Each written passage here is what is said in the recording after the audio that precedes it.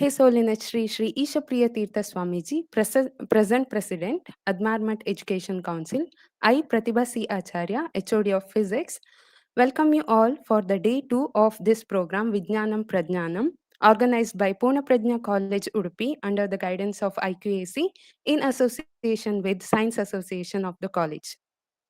First of all, I would like to welcome our beloved principal who supported all the activities of the college to this. I would like to welcome Dr. Prakash Rao, Vice Principal, Dr. Vinay Kumar, IQAC Coordinator, Dr. Vijayalakshmi C. Bhatt, Convener of the Science Association, respected staff members of all the Science Department, members of Technical Committee for this program. I also welcome our audience who gathered here virtually. Today we have amongst us Mr. Puneet Tendulkar, lecturer in chemistry, Dr. G. Shankar Government First Grade College, Ajarkadu. Ms. Kriti Bhagavat, research scholar at JNCASR, Bengaluru. Mr. Nishan Karkera, Senior Executive, Quality Control Department, Life Pharma, USFDA Approved Plant, Dubai, UAE. Mr. Srikant, Chemist, Syngenta Bioscience Private Limited, Corlim Ilas, Goa. And Ms. Ria Bina D'Souza, Junior Chemist, Syngenta Biosciences Private Limited, Corlim Ilas, Goa, from chemical science background. And Ms. Dimahi, Research Scholar, JNCASR, Bengaluru.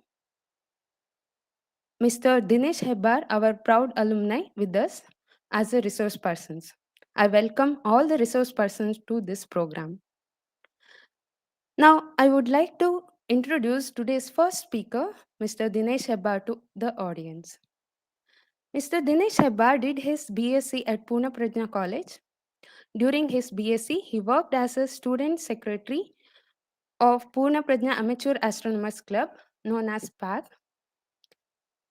At PAC, under the guidance of Dr. A.P. Bhatt and present coordinator Mr. Atul Bhatt, worked as a resource person in various awareness programs on astronomy, astrophysics, particularly in eclipse awareness workshop for teachers and students.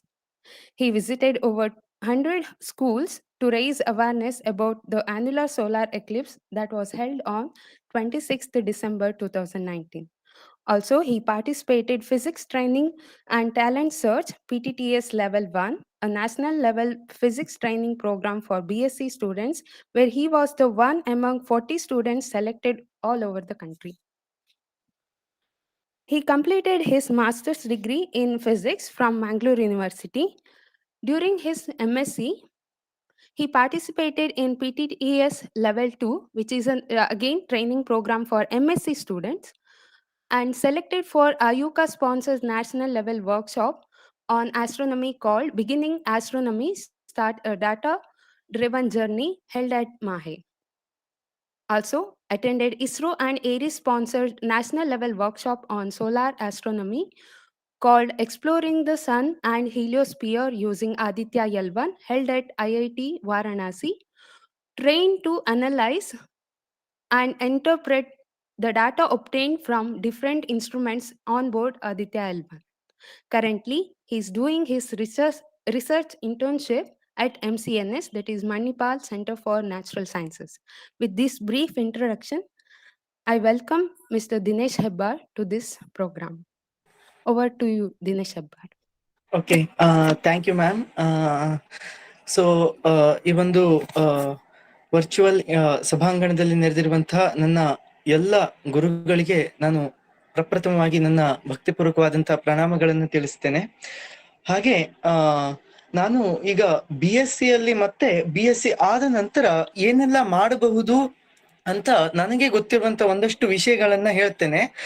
ಆ ವಿಷಯಗಳಲ್ಲಿ ಒಂದಷ್ಟು ಸಾಧನೆಯನ್ನ ಮಾಡಿದಂತವರು ಇನ್ನು ಮುಂದೆ ಮಾತಾಡ್ಲಿಕ್ಕಿದ್ದಾರೆ. And ನನ್ನ laptop ಕೊನೆ ಗಳಿಗೆಯಲ್ಲಿ ಕೈ ಕೊಟ್ಟದ್ದಕ್ಕೆ ನಾನು ಸ್ಲೈಡ್ ಅನ್ನ ಇಲ್ಲಿ ತೋರ್ಸ್ಲಿಕ್ಕೆ ಸಾಧ್ಯ ಆಗ್ತಿಲ್ಲ, ಬಟ್ ನಾನು ಆ PPT ಅನ್ನು ನಿಮ್ಗೆ ತಲುಪಿಸ್ತೇನೆ. ಯಾರು ಬೇಕಿದ್ರು ಕೂಡ ಅದನ್ನ ಮತ್ತೆ ನೋಡಿ ಡೀಟೇಲ್ ಆಗಿ ಅರ್ಥ ಮಾಡ್ಕೊಳ್ಳೋ ಹಾಗಿದೆ. ಆ ವಿಷಯಕ್ಕೆ ಒಂದು ಮೊದಲೇ ನಿಮ್ಮಲ್ಲಿ ಕ್ಷಮಾಪಣೆಯನ್ನ ಕೇಳ್ತಾ ಇದ್ದೇನೆ.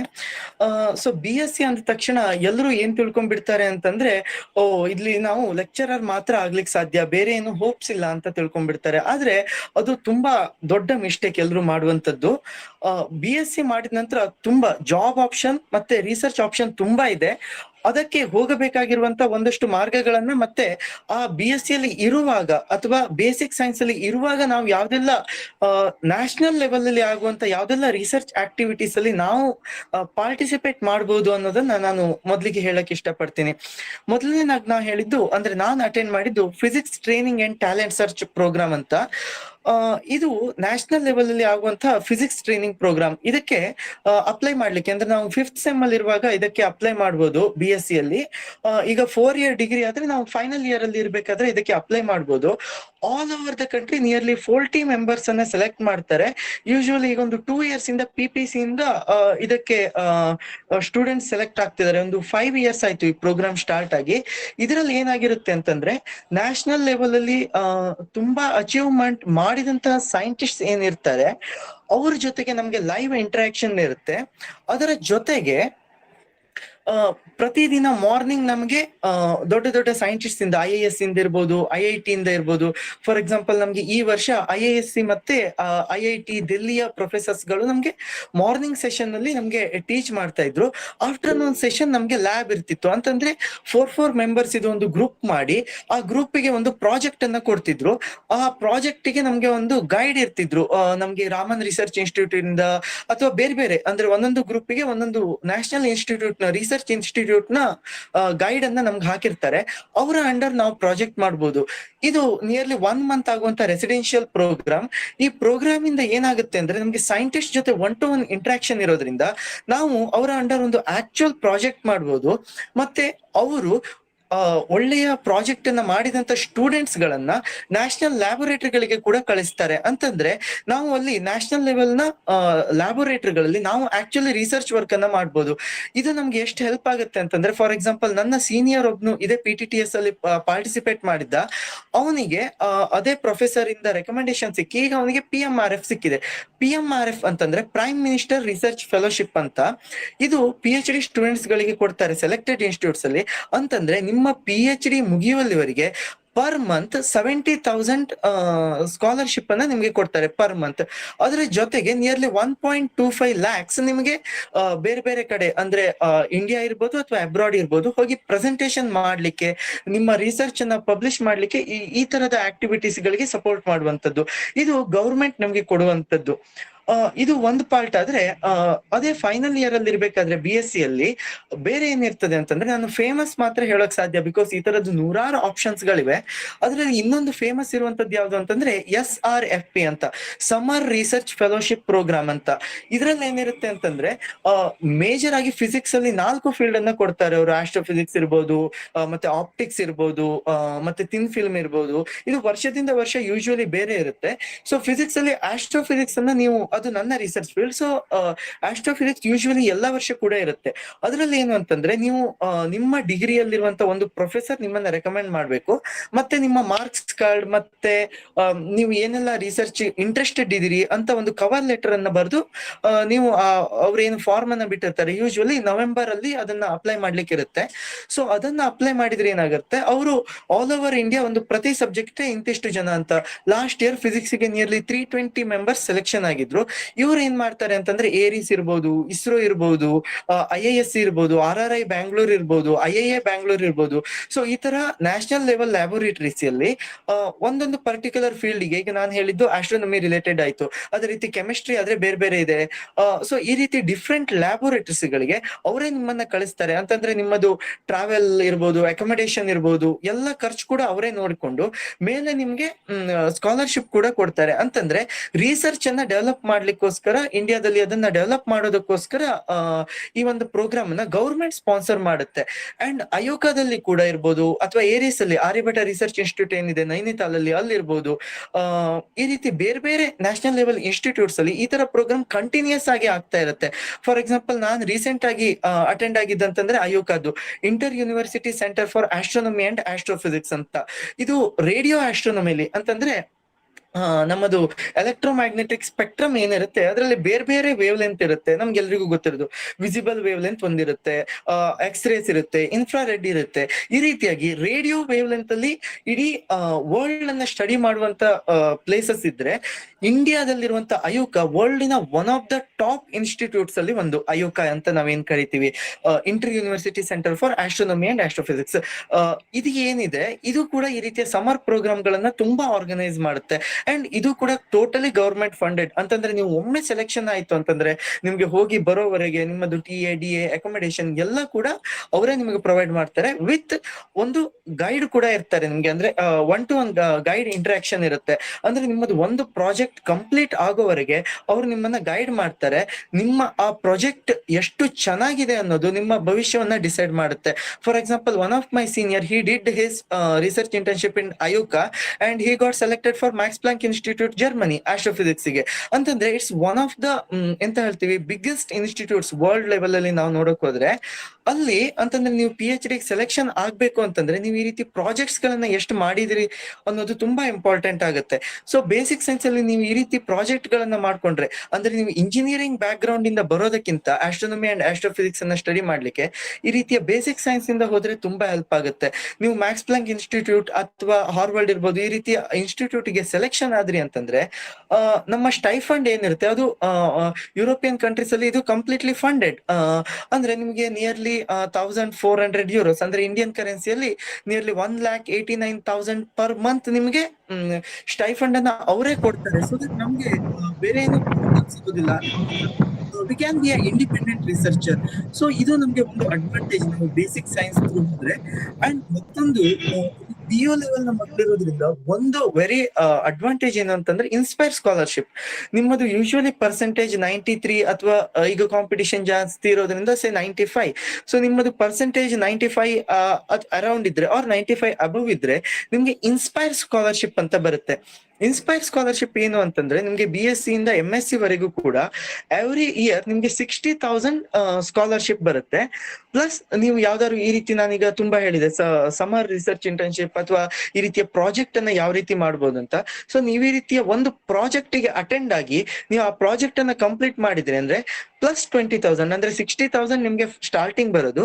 ಅಂಡ್ ಈ ರೀತಿಯ ಒಂದು ಪ್ರಾಜೆಕ್ಟ್ ಅನ್ನ ಕಂಪ್ಲೀಟ್ ಮಾಡಿದ್ರೆ ಪ್ಲಸ್ 20,000 ನಿಮ್ಗೆ ಈ ರೀತಿಯದ್ದು ಬರುವಂತದ್ದು. ಸೊ ದಟ್ ನಿಮ್ಗೆ 80,000 ಪರ್ ಇಯರ್ ನೀವು ಗಳಿಸಬಹುದು. ಅಂದ್ರೆ ನೀವು ಇಂಡಿಪೆಂಡೆಂಟ್ ಆಗಿ ನಿಮ್ಮ ಸ್ಟಡಿಯನ್ನ ಮಾಡ್ಬೋದು. ಸೊ ಇದು ನೀವು PSc ಅಲ್ಲಿ ಇರ್ಬೇಕಾದ್ರೆ ನಿಮ್ಮ ಪರ್ಸೆಂಟೇಜ್ ಕಡೆ ಒಂದು ಸ್ವಲ್ಪ ಗಮನವನ್ನ ಹರಿಸಿದ್ರೆ ನಿಮ್ಮದು BSc ಇಂದ ಹಿಡಿದು MSc ವರೆಗೆ, ಮಾಸ್ಟರ್ಸ್ ವರೆಗೆ, ಪ್ಲಸ್ ನಿಮ್ಮದು ಮಾಸ್ಟರ್ಸ್ ಅಲ್ಲಿ ಪರ್ಸೆಂಟೇಜ್ ಅಥವಾ CGPA ಚೆನ್ನಾಗಿದೆ ಅಂತಂದ್ರೆ ಅಪ್ ಟು ನಿಮ್ಮ PhD ಮುಗಿಯುವವರೆಗೂ ಕೂಡ ನಿಮ್ಮ ಇನ್ಸ್ಪೈರ್ ಸ್ಕಾಲರ್ಶಿಪ್ ಕಂಟಿನ್ಯೂ ಆಗುತ್ತೆ. ಸೊ ಇದು ಬೇಸಿಕ್ ಸೈನ್ಸ್ ಅವರಿಗೆ ಒಂದು ಅಡ್ವಾಂಟೇಜ್. ಅದೇ ರೀತಿ ಬೆಂಗಳೂರಲ್ಲಿ ಒಂದಷ್ಟು ಇನ್ಸ್ಟಿಟ್ಯೂಟ್ಸ್ ಇದೆ. ಅಂತಂದ್ರೆ RRI ಇರ್ಬೋದು, ರಾಮನ್ ರಿಸರ್ಚ್ ಇನ್ಸ್ಟಿಟ್ಯೂಟ್ ಇರ್ಬೋದು, ಅಥವಾ IIA ಇರ್ಬೋದು. ಇವರೆಲ್ಲ ಕೂಡ ವಿಸಿಟಿಂಗ್ ಸ್ಟೂಡೆಂಟ್ ಪ್ರೋಗ್ರಾಮ್ಸ್ ಅನ್ನ through out the year run ಮಾಡ್ತಾರೆ. ಅಂತಂದ್ರೆ ನೀವು ಯಾವಾಗ ಫ್ರೀ ಇರ್ತಿರೋ, ಅಂದ್ರೆ ಅಲ್ಲಿರುವಂತ ಪ್ರೊಫೆಸರ್ಸ್ ಗಳಿಗೆ, ಈಗ ಒಂದು ಪ್ರೊಫೆಸರ್ ಅಂದ್ರೆ ಆಸ್ಟ್ರೋಫಿಸಿಕ್ಸ್ ಇರುತ್ತೆ, ಅಥವಾ ಬೇರೆ ಬೇರೆ ಫೀಲ್ಡ್ ಇರ್ಬೋದು. ಆ ಎಲ್ಲಾ ಫೀಲ್ಡ್ ಅಲ್ಲಿ ಕೂಡ ಒಂದಷ್ಟು ಪ್ರೊಫೆಸರ್ಸ್ ಇರ್ತಾರೆ. ನಿಮ್ಗೆ ಆ ಪ್ರೊಫೆಸರ್ ನ ಡೀಟೇಲ್ಸ್ ಆ ವೆಬ್ಸೈಟ್ ಅಲ್ಲಿ ಆಲ್ರೆಡಿ ಅವೈಲೇಬಲ್ ಇರುತ್ತೆ. ಸೊ ನಿಮ್ಗೆ ಯಾವ ಪ್ರೊಫೆಸರ್ಸ್ ಪ್ರೊಫೈಲ್ ಇಷ್ಟ ಆಯ್ತೋ, ನಿಮ್ಗೆ ಯಾರ ರಿಸರ್ಚ್ ಫೀಲ್ಡ್ ಇಷ್ಟ ಆಯ್ತೋ ಅವರಿಗೆ ಡೈರೆಕ್ಟ್ಲಿ ಯು ಕ್ಯಾನ್ ಮೇಲ್, ನನ್ಗೆ ನಿಮ್ಮ ರಿಸರ್ಚ್ ಫೀಲ್ಡ್ ಇಷ್ಟ ಆಯ್ತು, I want to join you as intern ಅಂತ ಹೇಳಿದ್ರೆ ಅವರು ನಿಮ್ಮ CV, ಅಂತಂದ್ರೆ ನೀವು ಆಲ್ರೆಡಿ ಏನ್ ಮಾಡಿರ್ತೀರಿ ರಿಸರ್ಚ್ ಅಥವಾ ನಿಮ್ಮ ಬ್ಯಾಕ್ ಗ್ರೌಂಡ್ ಹೇಗಿದೆ ಅದು ಅವ್ರಿಗೆ ಇಷ್ಟ ಆಯ್ತು ಅಂತಂದ್ರೆ ಅವ್ರು ಬನ್ನಿ ಅಂತ ಹೇಳ್ಬಿಡ್ತಾರೆ. ಸೊ ಅಲ್ಲಿ ಕೂಡ ಅಗೇನ್ ನಿಮ್ಗೆ TA, DA ಸಿಗುತ್ತೆ, ಪ್ಲಸ್ ಅಕೊಮಿಡೇಷನ್ ಅನ್ನು ಅವ್ರು ಪ್ರೊವೈಡ್ ಮಾಡ್ತಾರೆ. ಪ್ಲಸ್ ಫಾರ್ ಎಕ್ಸಾಂಪಲ್ RRI ಆದ್ರೆ 13,000 ಪರ್ ಮಂತ್ ಅವರು ನಿಮ್ಗೆ ಪ್ರೊವೈಡ್ ಮಾಡ್ತಾರೆ. ಅಂತಂದ್ರೆ ಬೇಸಿಕ್ ಸೈನ್ಸ್ ಅಲ್ಲಿ ಹೇಗಿದೆ ಅಂತಂದ್ರೆ ಎಲ್ಲ ಕಡೆ ಕೂಡ ರಿಸರ್ಚ್ ಮಾಡುವವರಿಗೆ ಎಂತ ಮಾಡ್ತಿದೆ, ಗೌರ್ಮೆಂಟ್ ಫಂಡ್ ಗಳನ್ನ ಕೊಟ್ಟು ಸಪೋರ್ಟ್ ಮಾಡ್ತಾ ಇದೆ. ಸೊ ಇದನ್ನ ಎಷ್ಟು ಯುಟಿಲೈಸ್ ಮಾಡ್ಕೊಳ್ತೀವಿ ಅನ್ನೋದು ನಮ್ಮ ಕೈಲಿದೆ.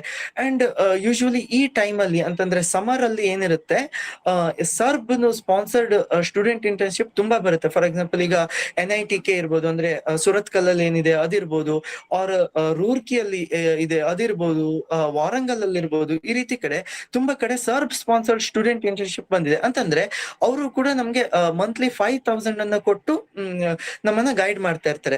ನಾನು ಇಷ್ಟೆಲ್ಲ ಪ್ರಾಜೆಕ್ಟ್ಸ್ ಗಳಿಗೆ ಯಾಕೆ ಹೇಳ್ತಾ ಇದ್ದೇನೆ ಅಂತಂದ್ರೆ, ಬೇಸಿಕ್ ಸೈನ್ಸ್ ಅನ್ನುವಂಥದ್ದು, ಫಾರ್ ಎಕ್ಸಾಂಪಲ್ ಒಂದು ಸೈಂಟಿಸ್ಟ್ ಆಗ್ಬೇಕಂದ್ರೆ it's not an easy job. So ನಮ್ಗೆ ಒಂದೊಳ್ಳೆ ರಿಸರ್ಚ್ ಇನ್ಸ್ಟಿಟ್ಯೂಟ್ ಅಲ್ಲಿ ನಾವು ಪ್ರೊಫೆಸರ್ ಆಗ್ಬೇಕು ಮುಂದೆ ಅಥವಾ ಸೈಂಟಿಸ್ಟ್ ಆಗ್ಬೇಕು ಅಂತಂದ್ರೆ ನಮ್ಮ PhD ಅಥವಾ PhD ನಂತರ ನಾವು ಪೋಸ್ಟ್ ಡಾಕ್ ಏನ್ ಮಾಡ್ತೀವಿ, ಇದು ಒಂದು ವ್ಯಾಲಿಡ್ ಇನ್ಸ್ಟಿಟ್ಯೂಟ್ ಇಂದ ಅಥವಾ ಒಂದು ಒಳ್ಳೆಯ ಇನ್ಸ್ಟಿಟ್ಯೂಟ್ ಇಂದ ಆಗಿದ್ರೆ ನಮ್ಮ CV ಗೆ ಅಥವಾ ನಮಗೆ ಅಷ್ಟು ವ್ಯಾಲ್ಯೂ ಜಾಸ್ತಿ. ಹಾಗಾದ್ರೆ ಈಗ ಒಳ್ಳೊಳ್ಳೆ ಕಡೆ PhD ಮಾಡೋದು ಹೇಗೆ? ಅವರು ಕೇಳೋದು ನಿಮ್ಮ ಮಾರ್ಕ್ಸ್ ಎಷ್ಟಿದೆ ಅಂತ ಕೇಳಲ್ಲ, ನಿಮ್ಗೆ ರಿಸರ್ಚ್ ಎಕ್ಸ್ಪೀರಿಯನ್ಸ್ ಏನಿದೆ ಅಂತ ಕೇಳ್ತಾರೆ. ಸೊ ಅಂತಹ ರಿಸರ್ಚ್ ಎಕ್ಸ್ಪೀರಿಯನ್ಸ್ ಅನ್ನ ನಾವು BSc ಅಲ್ಲಿ ಇರ್ಬೇಕಾದ್ರೆ ಅಥವಾ MSc ಅಲ್ಲಿ ಇರ್ಬೇಕಾದ್ರೆ ಹೇಗೆ ಪಡ್ಕೊಳ್ಬೇಕಂತಂದ್ರೆ ಈ ರೀತಿಯ ಪ್ರಾಜೆಕ್ಟ್ಸ್ ಗಳಿಂದ. ಅದ್ರ ಆದ್ಮೇಲೆ ಇಲ್ಲ ನನ್ಗೆ PhD ಎಲ್ಲ ಮಾಡೋಕೆ ಇಂಟ್ರೆಸ್ಟ್ ಇಲ್ಲ, ನಾನ್ ಜಸ್ಟ್ ಈಗ ಫಾರ್ ಎಕ್ಸಾಂಪಲ್ NEP ಬಂದ ನಂತರ 4 years BSc ಆನರ್ಸ್ ಬಂದಿದೆ ಅಂತ ಇಟ್ಕೊಳ್ಳಿ, ನಂಗೆ 4 ವರ್ಷ ಮಾತ್ರ ಕಲಿಯಕ್ಕೆ ಇಷ್ಟ ಇರೋದು, ಅದಾದ ನಂತರ ನಂಗೆ ಬೇರೆ ಕಡೆ ಅಂತಂದ್ರೆ ಮುಂದೆ ಕಲೀಲಿಕ್ಕೆ ಇಷ್ಟ ಇಲ್ಲ, ನಂಗೆ ಜಾಬ್ ಬೇಕು ಅಂತಂದ್ರೆ ಅಗೇನ್ ಅಲ್ಲಿ ನಿಮ್ಗೆ ತುಂಬಾ ಆಪ್ಷನ್ಸ್ ಓಪನ್ ಆಗುತ್ತೆ. ಫಾರ್ ಎಕ್ಸಾಂಪಲ್ ಗೇಟ್ ಎಕ್ಸಾಮ್ ಅಂತ ಇದೆ. ಗೇಟ್ ಎಕ್ಸಾಮ್ ನೀವು ಫಿಸಿಕ್ಸ್ ಅಲ್ಲಿ ಬರೆದು ಕ್ವಾಲಿಫೈ ಆದ್ರಿ, ನಿಮ್ಮ ರ್ಯಾಂಕಿಂಗ್ ಬಿಲೋ 1000 ಬಂತು ಅಂದ್ರೆ nearly 30,000 to 35,000 members every year ಬರೀತಾರೆ. So it's not a difficult to get ಎಂತ 1000 ಬಿಲೋ ರ್ಯಾಂಕಿಂಗ್ ಅನ್ನ ಪಡೆಯೋದು ಅಷ್ಟು ಕಷ್ಟದ ಕೆಲಸ ಏನಲ್ಲ. ಸೊ ನಿಮ್ಮ ರ್ಯಾಂಕಿಂಗ್ 1000 ಬಿಲೋ ಬಂತು ಅಂತಂದ್ರೆ ನೀವು DRDO ಇರ್ಬೋದು, ಬಾರ್ಕ್ ಇರ್ಬೋದು, ಬಾಬಾ ಅಟಾಮಿಕ್ ರಿಸರ್ಚ್ ಸೆಂಟರ್ ಅಂತ ಇದೆ, ಅಥವಾ DRDO ನಮ್ಮದು ಡಿಫೆನ್ಸ್ ರಿಸರ್ಚ್ ಆರ್ಗನೈಸೇಷನ್ ಇದೆ ಏನಿದೆ, ಇಲ್ಲಿ ಕೂಡ ನೀವು ಡೈರೆಕ್ಟ್ ಆಗಿ ಹೋಗ್ಬೋದು. ಇಲ್ಲಿ ಎಲ್ಲಾ ಕಡೆ ಕೂಡ ನಿಮ್ಮ ರಿಸರ್ಚ್ ಎಕ್ಸ್ಪೀರಿಯನ್ಸ್ ಅನ್ನ ಕೇಳ್ತಾರೆ. ಸೊ ನೀವು ಈ ರೀತಿ ಆಯುಕಾದಿರ್ಬೋದು ಅಥವಾ ಇಸ್ರೋದಿರ್ಬೋದು ಅಥವಾ ICTS ಅಂತ ಇದೆ, Indian centre for theoretical sciences ಅಂತ. ಸೊ ಇಲ್ಲೆಲ್ಲ ನೀವು ಒಂದೊಂದು ಪ್ರಾಜೆಕ್ಟ್ ಅನ್ನ ಮಾಡಿಕೊಂಡ್ಬಿಟ್ರೆ, ಅಥವಾ ನಿಮ್ಗೆ ಅಲ್ಲೆಲ್ಲ ಹೋಗೋಕೆ ಇಷ್ಟ ಇಲ್ವಾ, ಅಟ್ ಲೀಸ್ಟ್ ನಮ್ಮ PPC ಎಲ್ಲ ಪ್ಯಾಕ್ ಅಂತ ಇದೆ, ಪೂರ್ಣ ಪ್ರಜ್ಞಾ ಅಮೇಚರ್ ಆಸ್ಟ್ರೋನಮರ್ಸ್ ಕ್ಲಬ್ ಅಂತ. ಸೊ ನಂಗೆ ಫಾರ್ ಎಕ್ಸಾಂಪಲ್ ನಾನು 3 to 4 ಏನಿದೆ ನ್ಯಾಷನಲ್ ಲೆವೆಲ್ ವರ್ಕ್ಶಾಪ್ಸ್ ಅನ್ನ ಅಂಡ್ ಸಮ್ಮರ್ ರಿಸರ್ಚ್ ಇಂಟರ್ನ್ಶಿಪ್ಸ್ ಅನ್ನ ಏನ್ ಅಟೆಂಡ್ ಆದೆ, it was possible because of pack. ಅಂತಂದ್ರೆ ಪ್ಯಾಕ್ ಅಲ್ಲಿ ನಾವು ಎಷ್ಟು ಆಕ್ಟಿವಿಟೀಸ್ ಅನ್ನ ಮಾಡಿದ್ವಿ, ಮತ್ತೆ ಸೈಂಟಿಸ್ಟ್ ಜೊತೆ 1 to 1 ಎಷ್ಟು ಇಂಟ್ರಾಕ್ಷನ್ ಮಾಡಿದ್ವಿ ಅಂತಂದ್ರೆ ಅದನ್ನ ನಮ್ಮ CV ಅಲ್ಲಿ ಅಥವಾ ಕವರ್ ಲೆಟರ್ ಅಲ್ಲಿ ಮೆನ್ಷನ್ ಮಾಡಿದ ತಕ್ಷಣ ಯಾವ ಪ್ರೊಫೆಸರ್ಗೆ ನಾವು ಅಪ್ಲೈ ಮಾಡಿದ್ವು ಅದು ಅವರಿಗೆ ಇಂಟ್ರೆಸ್ಟಿಂಗ್ ಆಗಿ ಕಾಣುತ್ತೆ. ಸೊ ಅವರನ್ನ ನಮ್ಮನ್ನ ಸೆಲೆಕ್ಷನ್ ಮಾಡುವಂತ ಪ್ರೊಬ್ಯಾಬಿಲಿಟಿ ಜಾಸ್ತಿ ಇರುತ್ತೆ. ನಾನು PPC ಅನ್ನ ಸೆಂಟರ್ ಆಗಿ ಇಟ್ಕೊಂಡು ಹೇಳೋದಿದ್ರೆ ಅದರ್ ಆಕ್ಟಿವಿಟೀಸ್ ಇದೆ. For example crystal growth certificate programme ಅನ್ನ ಮಾಡ್ತಾರೆ. ಸೊ ನೀವು ಕಂಡೆನ್ಸ್ಡ್ ಮ್ಯಾಟರ್ ಫಿಸಿಕ್ಸ್ ಅಂತ ಏನಿದೆ ರಿಸರ್ಚ್, ಅದಕ್ಕೆ ಹೋಗ್ಬೇಕಾದ್ರೆ I have completed crystal growth certificate in PPC ಅಂತ ಹಾಕಿದ್ರೆ ನಿಮ್ಗೆ ಪ್ಲಸ್ ಪಾಯಿಂಟ್, ನಿಮ್ಮ ಸೆಲೆಕ್ಷನ್ ಆಗೇ ಆಗುತ್ತೆ. ಸೊ ನೀವು ಇಂಥದ್ದೊಂದು ರಿಸರ್ಚ್ ಆಕ್ಟಿವಿಟಿಯನ್ನ ಆಲ್ರೆಡಿ ಮಾಡ್ಕೊಂಡಿದ್ರೆ ನಿಮ್ಮ ಸೆಲೆಕ್ಷನ್ ನಿಮ್ಮ ಜಾಬಿಗೆ ಇರ್ಬೋದು, ಅಥವಾ ನೀವು ಮುಂದೆ PhD ಅಥವಾ ಈ ರೀತಿಯ ರಿಸರ್ಚ್ ಹೋಗೋದಿರ್ಬೋದು, ಅಲ್ಲೆಲ್ಲ ಕೂಡ ನಿಮ್ಗೆ ಇದು ಪ್ಲಸ್ ಪಾಯಿಂಟ್ ಆಗಿರುತ್ತೆ. ಅಂಡ್ ಲಾಸ್ಟ್ 1 minute ನಾನು ಜಾಬ್ ಓರಿಯೆಂಟೆಡ್ ಆಗಿ ಹೇಳೋದಿದ್ರೆ, ಅಥವಾ ನೀವು ಮಾಸ್ಟರ್ಸ್ಗೆ ಒಂದು ನ್ಯಾಷನಲ್ ಇನ್ಸ್ಟಿಟ್ಯೂಟ್ ಹೋಗ್ಬೇಕಂತಂದ್ರೆ ಜಾಮ್ ಅಂತ ಒಂದು ಎಕ್ಸಾಮ್ ಆಗುತ್ತೆ, joint admission test for masters ಅಂತ. ಸೊ ನೀವು ಅದನ್ನು ಕೂಡ ಬರ್ಕೊಳ್ಬಹುದು, ಅದಕ್ಕೆ ಕೂಡ ಟ್ರೈನಿಂಗ್ ಅನ್ನ ಆಬ್ವಿಯಸ್ಲಿ PPC ಅಲ್ಲಿ ಪ್ರೊವೈಡ್ ಮಾಡ್ತಿರ್ತಾರೆ. ಸೊ ನೀವು ಇದನ್ನೆಲ್ಲ ಕ್ಲಿಯರ್ ಮಾಡ್ಕೊಂಡ್ರೆ ನಿಮ್ಮ ಜಾಬ್ ಸೆಕ್ಯೂರ್ ಆಗಿರುತ್ತೆ. ಫಾರ್ ಎಕ್ಸಾಂಪಲ್ ಈ ವರ್ಷ ಎವ್ರಿ ಇಯರ್ ಈ ಟೈಮಿಗೆ ಬಾರ್ಕ್ ಮತ್ತೆ ಇಸ್ರೋದು ವೇಕೆನ್ಸೀಸ್ ಬರ್ತಾ ಇರುತ್ತೆ. ಈ ಬಾರಿ ಬಾರ್ಕಿದ್ ಕೂಡ ಬಂದಿದೆ and Baba atomic research centre ಅಂತ. ಸೊ ನಿಯರ್ಲಿ ಫಿಸಿಕ್ಸ್ ಗೆ 40 to 45 ವೇಕೆನ್ಸಿ ಬಂದಿದೆ. ಸೊ ನೀವು ಗೇಟ್ ಎಕ್ಸಾಮ್ ಅನ್ನ ಅಥವಾ ಜಾಮ್ ಅನ್ನ ಕನ್ಸಿಡರ್ ಮಾಡೋದಿಲ್ಲ ಮಾಸ್ಟರ್ಸ್ ಗೆ ಅದು, ಬಟ್ ನೀವು ಜಾಬಿಗೆ ಹೋಗ್ಬೇಕಂದ್ರೆ ಗೇಟ್ ಎಕ್ಸಾಮ್ ಅನ್ನ ಕ್ಲಿಯರ್ ಮಾಡ್ಕೊಂಡ್ಬಿಟ್ರೆ DRDO ಇರ್ಬೋದು ಅಥವಾ ಬಾರ್ಗೆ ಇರ್ಬೋದು, ಜಸ್ಟ್ ನೀವು ಕ್ಲಿಯರ್ ಮಾಡ್ಕೊಂಡ್ರೆ ಸಾಕು. ಅಲ್ಲಿ ಹೋದ್ರೆ ನಿಮ್ಗೆ ಒಳ್ಳೆ ಜಾಬ್ ಅಂತಂದ್ರೆ ನೀವು ಮತ್ತೆ ಬೇರೆ ಯಾವ್ದಕ್ಕೂ ಸ್ಯಾಲರಿ ಬಗ್ಗೆ ಟೆನ್ಷನ್ ಮಾಡ್ಕೊಳ್ಬೇಕಂತಿಲ್ಲ. ಸೊ ಈ ರೀತಿಯ ಆಪ್ಷನ್ಸ್ ಗಳು ನಿಮ್ಗೆ ಸಿಗುತ್ತಾ ಇರುತ್ತೆ. ಸೊ ನಾನು ಆಲ್ರೆಡಿ ಅಟೆಂಡ್ ಮಾಡಿದ್ದಷ್ಟನ್ನ ನಾನು ನಿಮ್ಗೆ ಹೇಳಿದ್ದೇನೆ. ಅಂಡ್ ಸಾರಿ, ನನ್ಗೆ ಸ್ಲೈಡ್ಸ್ ಅನ್ನ ಲ್ಯಾಪ್ಟಾಪ್ ಸ್ವಲ್ಪ ಲಾಸ್ಟ್ ಮೂಮೆಂಟ್ ಅಲ್ಲಿ ಕೈ ಕೊಟ್ಟೋದಕ್ಕೆ ಇದು ಮಾಡ್ಲಿಕ್ಕೆ ಆಗಿಲ್ಲ, ಬಟ್ ನಾನು ನಿಮ್ಗೆ PPT ಅನ್ನು ಪ್ರೊವೈಡ್ ಮಾಡ್ತೇನೆ. ಅಂಡ್ ನೀವು ಮೇಲ್ ID ಅನ್ನ ಕೂಡ ನಾನೀಗ ಕಮೆಂಟ್ ಬಾಕ್ಸ್ ಅಲ್ಲಿ ಹಾಕಿರ್ತೇನೆ. ಅಂಡ್ ನೀವು ಇಲ್ಲಿ ಕೂಡ ಯಾರು ಡೌಟ್ ಇದ್ರೆ ಕೇಳ್ಬೋದು. ಆಲ್ಸೋ ನಿಮ್ಗೆ ಅಟ್ ಎನಿ ಟೈಮ್ ನಾನೀಗ ಇಷ್ಟು ಏನು ವರ್ಕ್ಶಾಪ್ಸ್ ಅನ್ನ ಅಥವಾ ರಿಸರ್ಚ್ ಇಂಟರ್ನ್ಶಿಪ್ಸ್ ಏನಿದೆ ಮೆನ್ಷನ್ ಮಾಡಿದೆ, ಇದರಲ್ಲಿ ಯಾರಿಗೆ ಕೂಡ ಡೌಟ್ ಇದ್ರೆ ಅಥವಾ ಇದನ್ನ ಜಾಯಿನ್ ಆಗೋದು ಹೇಗೆ, ಕವರ್ ಲೆಟರ್ ಬರೆಯೋದು ಹೇಗೆ, ರೈಟ್ ಅಪ್ ಅನ್ನ ಬರೆಯೋದು ಹೇಗೆ, ಅಂಡ್ ಪ್ರೊಫೆಸರ್ಗೆ ಮೇಲ್ ಮಾಡೋದಿದ್ರೆ ಏನ್ ಮಾಡ್ಬೇಕು, ಆತರ ನಿಮ್ಗೆ ಡೌಟ್ಸ್ ಇದ್ರೆ ಅದು ನನ್ನ ಹತ್ರ ಕ್ಲಿಯರ್ ಆಗ್ಬೇಕಂತಿದ್ರೆ ಡೌಟ್ ಇದ್ರೆ you can any time mail them. ನನ್ನ ವಾಟ್ಸ್ಆಪ್ ನಂಬರ್ ಅನ್ನ ಕೂಡ ನಾನು ನಿಮ್ಗೆ ಇಲ್ಲಿ ಕೊಟ್ಟಿರ್ತೇನೆ. So thanks for this beautiful opportunity. And ಏನೇ ಡೌಟ್ ಇದ್ರು ಕೂಡ ಕೇಳ್ಬೋದು.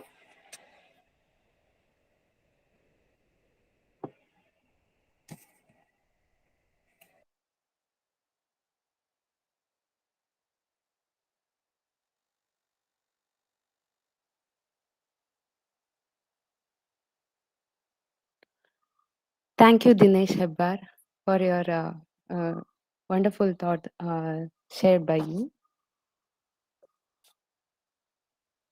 Now, I would like to introduce Ms. Dimahi, research scholar at Jawaharlal Nehru Center for Advanced Scientific Research, Bangalore. She did her schooling at SVS Karpadi, St. Mary's English School, Kannarpadi. She completed her PU and BSc at Purna Prajna institutions. After her BSc, she joined Jawaharlal Nehru Center for Advanced Scientific Research and completed MSc in Material Science in the year 2020. During her BSc, she received Inspire Scholarship for higher education, attended winter school at Pune Prajna of Scientific Research, Bangalore. Also, she scored top 1% in state in National Graduate Physics Examination conducted by Indian Association of Physics Teachers in the year 2015 and participated in 15 days short course in physics at IIT Kanpur. She qualified JAM examination in physics in the year 2017. She carried out Inspire's project at Physics Department at MIT Manipal under the guidance of Dr. Gaurish Rao K. Then she selected for the summer research program by Indian Academy of Sciences in the year 2017 to carry out a project called gallium nitride for a transparent conducting application under the guidance of Professor S.M. Shivaprasad at JNCSR, Bangalore. Currently, she pursuing her PhD in semiconductor thin films under the supervision of Dr. Bivas Saha. With this brief introduction, I welcome Ms. Dimahi to this program and I request her to share her thoughts about BSc as well as other programs. Thank you, ma'am. Firstly, I feel really honored to be present in this program. Let me just share my screen so that I've just put my thoughts in some of the slides and you can follow it along.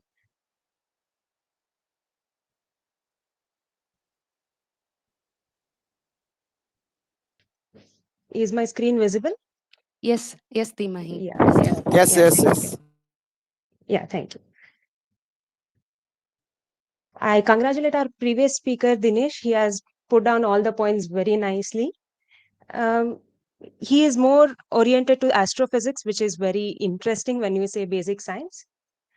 I had perceived more of condensed matter physics, that is more of materials oriented projects. So I'll just share what were my experiences, what were my thoughts, and what are the new ways that have come up in past few years so that it might be helpful for some of you who are wondering what to do next. So after my 12th, as most of you would be, I was in a dilemma like everybody is going to engineer. Should I too write CET and get into engineering course and then find a job? But somehow that 9 to 5 job, I thought I wouldn't enjoy. So that's when I thought, let me join BSc. So I thought it will be very interesting. And the background picture here is one of the images which I took during my research programs, since it's very colorful. And these are the nanoparticles which we generally hear somebody writing in the article or somebody telling it to you. So I get chances to see these nanoparticles in microscope. So these are the points which make me happy for having pursued the basic science. So to start with, after your 12th, I took BSc. So during our times, it was a 3-year BSc. Now I think due to NEP, it has become 4 years. In Karnataka, at least to my knowledge, we have three major subjects, whereas in other states, you have a major course or a honors where you focus on one particular subject. That is maybe honors in physics, honors in chemistry, or whatever. Whereas in our state, we study all, like at least my option was physics, chemistry, maths, and all the three subjects were of equal importance. So, as you all know, most of the universities or the affiliated colleges do provide this bachelor's degree. The interesting thing about doing bachelor's in science is that you get a lot of scholarships, unlike the our friends who perceived engineering. I don't think any engineering college provides such number of scholarships during their BTech, but in order to promote the basic science research, the government is providing various scholarships, and some of which already our previous speaker has mentioned. So this Inspire Fellowship, there is also a KSTA scholarship, and these are which I knew, but in these days there could be much more. And apart from the curriculum which we studied in bachelor's, the extra opportunities which we get in bachelor's, those are more interesting. For some of them which I have been to are listed here. That is, one is this Indian Association of Physics Teachers. They organize a national graduate physics examination. We had not extensively prepared for this exam, since we were prepared for all other competitive exams like CET, JEE. The curriculum is somewhat similar, but a little upgraded version, including some topics of BSc. And the toppers of state for this exam will be called for a meeting. During our days, we had been to IIT Kanpur for a 15 days workshop, but later on I heard the design of the program has been changed. The students will be called for a workshop, they will be given a project, and then they can present their project. So that is like they are trying to promote the research attitude in the students. So I think the design of this program has been slightly changed, but this program still exists. So when I went for this 15 days workshop in IIT Kanpur, I think that was the first time I saw how the research mindset of the people is.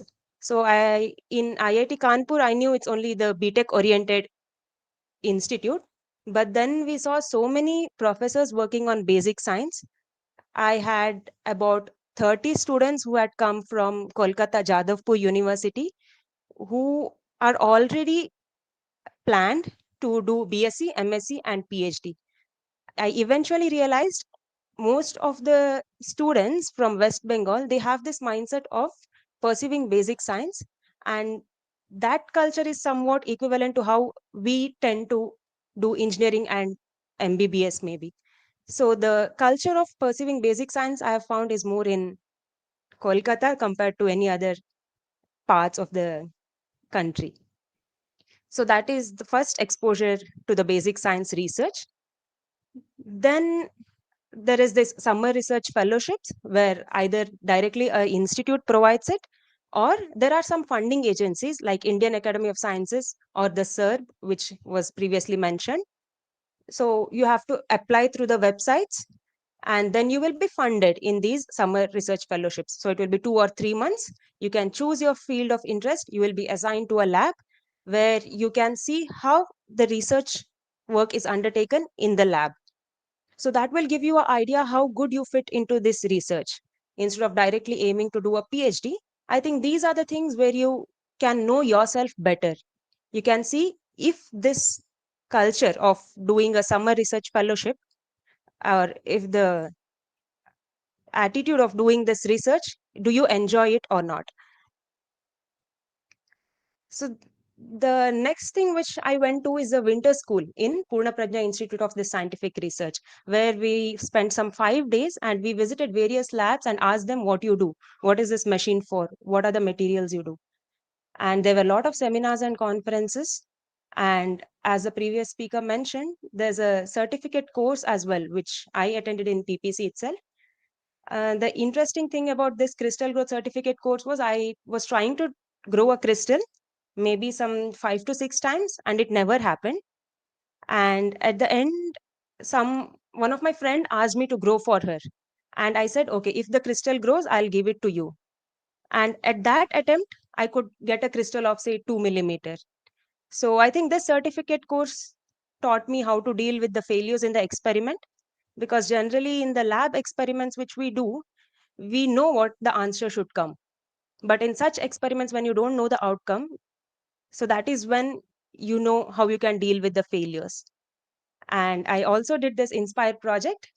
The previous speaker also mentioned about it, where you can go to a lab and the Inspire will fund you for this project. So this was the BSc which I did. Apart from this, there's a dual degree course, that is BSMS. So after your 12th, if you pass JE Advance or NEST, then you can get into IISc, sorry, IISER, NISER or IIT Kanpur, which gives you this dual degree of 4 years. This will be mainly project oriented, research oriented course, and it will be a little more rigorous than the normal BSc course. So this is another degree. Um, it's not too much job oriented, maybe, which I'm not sure. But if somebody is interested to get into these institutes, and you can give it a try through these entrance exams. After BSc, you have two options, either to go to masters, or again you have a dual degree, that is integrated masters and PhD course. So after BSc, I entered into this course. For both the courses, you have to give this JAM exam, or there will be some university entrance exams as well. So in the normal master's course, as the previous speaker mentioned, you can appear for the JAM exam and get into IIT, IISER or central universities, NITs, and you will have 2 years complete coursework. At the end, you will also do a project, and if possible, you will publish a paper. Publish a paper is you tell it to the whole world, you print it in a journal, your research work. So that is one of the measure to see how good you are in research. It may not be your complete picture of how good researcher you are, but people tend to count you or measure your research capability based on the count of publications you have. So people try to get a publication in their masters.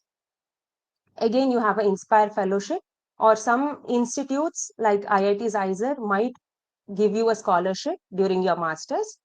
And the more important is, again, I think these opportunities you get during your masters that will expose you to the research environment outside your universities. So there are these internships where the institutes will call for the application. You can try applying with the cover letter and with your interested project. Then after MSc, you can also be an R&D assistant in the lab, where again you will be given some reasonable salary. You will not get a degree, but this is a research experience. So people who want to do PhD but have not yet been admitted to any university, they are maybe trying to crack some exams or maybe trying to find their field of interest. They do this R&D in a lab so that they see which topic interests them, and meantime they'll be getting the salary as well. And again, attending seminars and conferences will be very useful.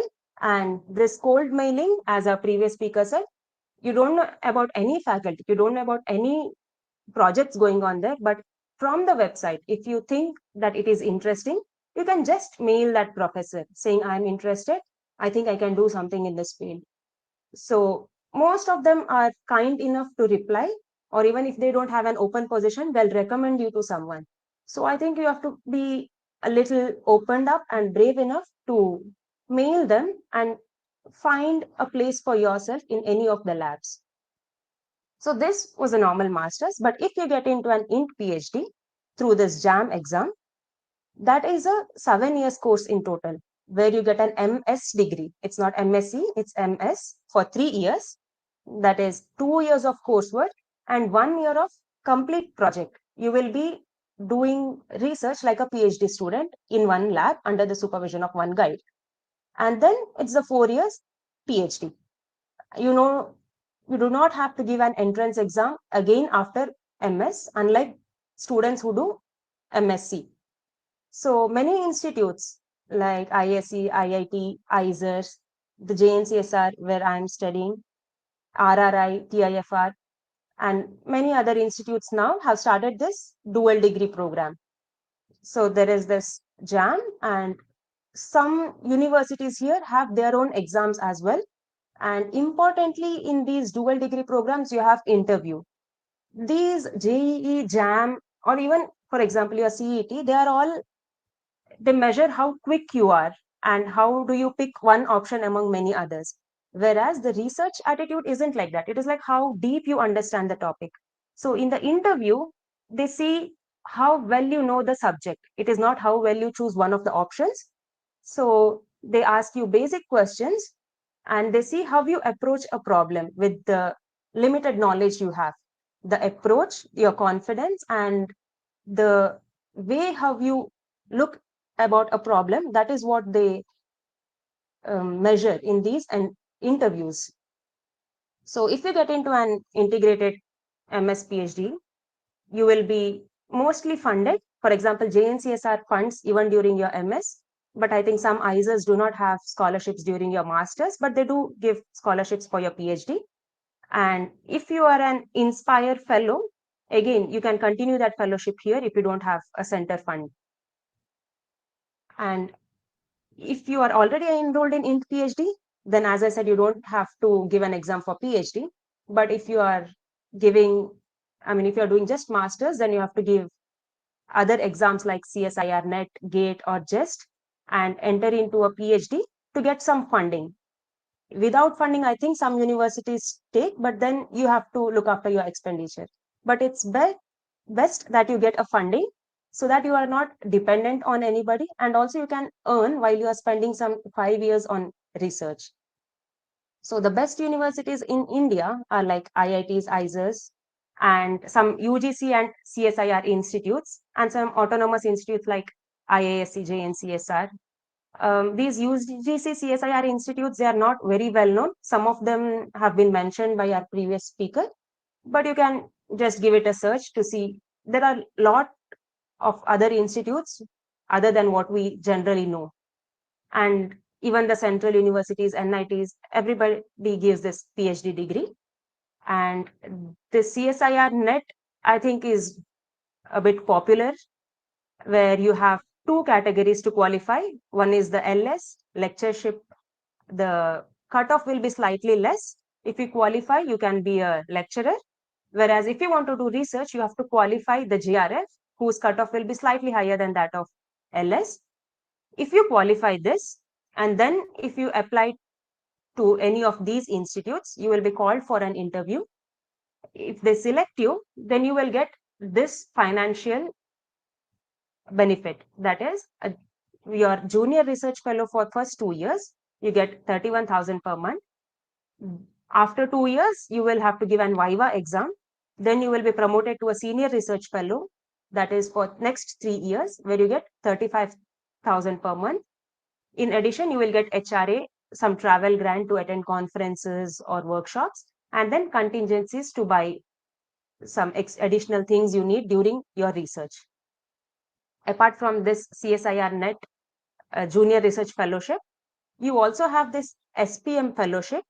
If you are a top 10 rank holder in this NET exam, you get this SPM Fellowship, which is about 5 to 10K higher than this scale.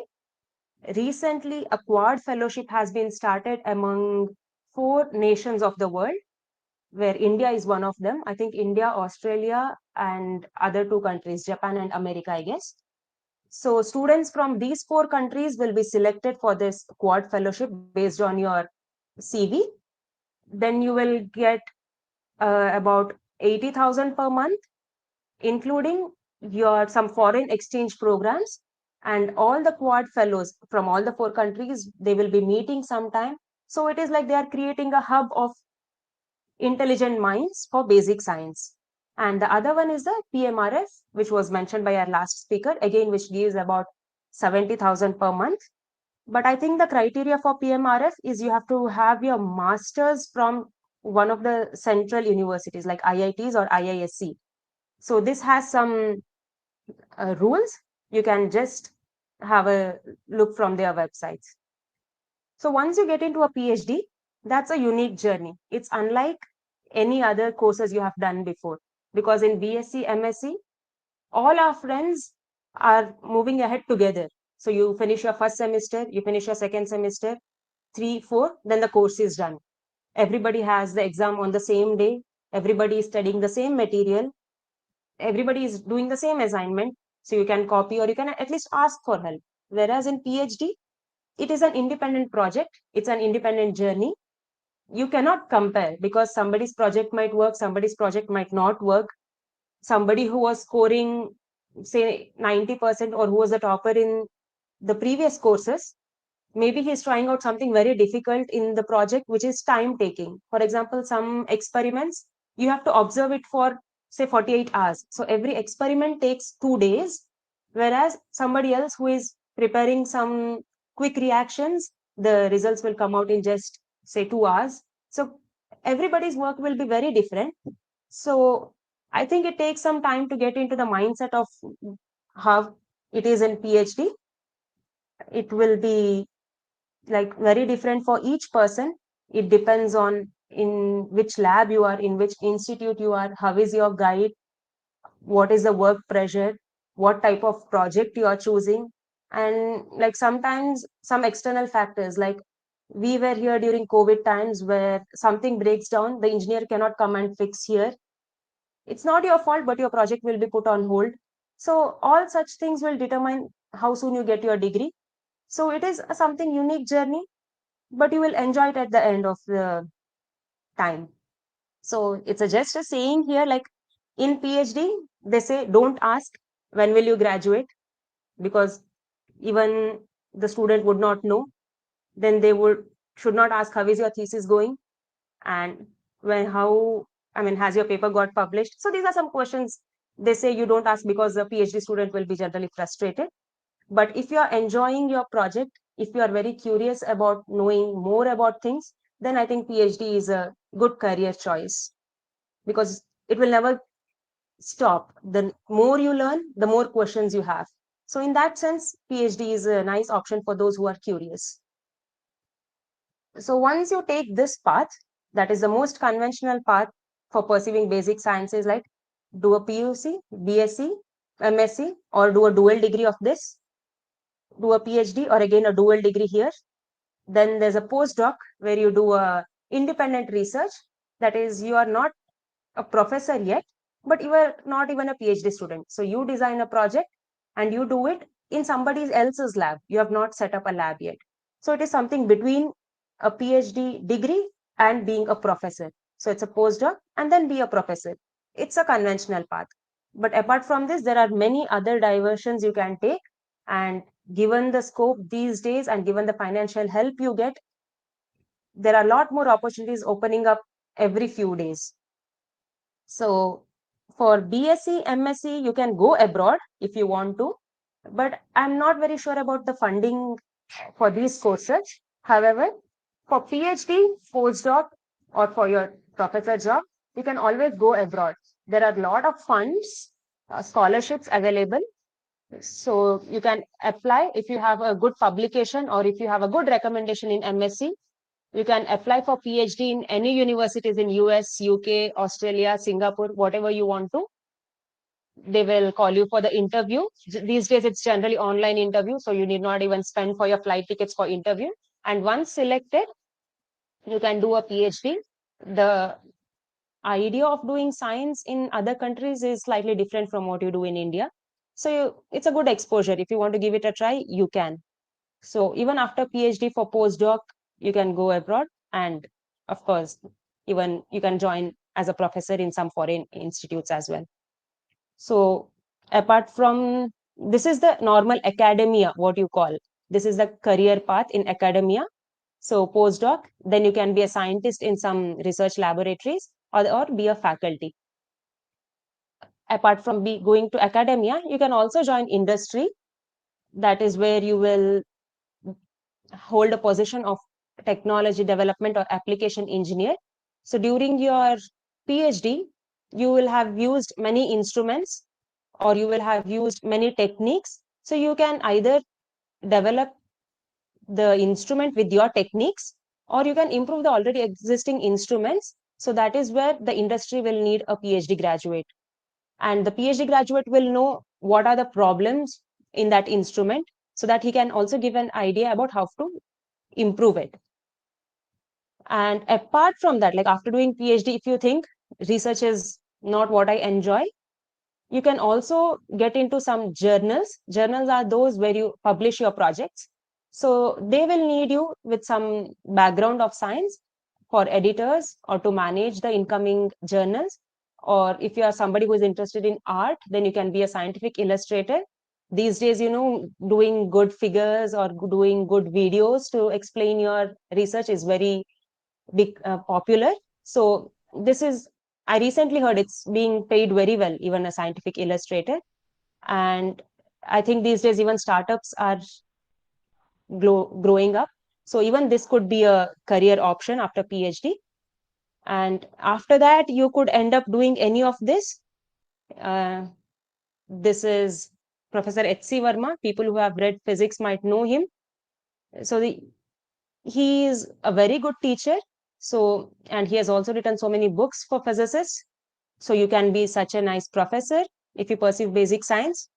You can be doing some device characterizations in clean room, making chips or making devices for a company or for basic research.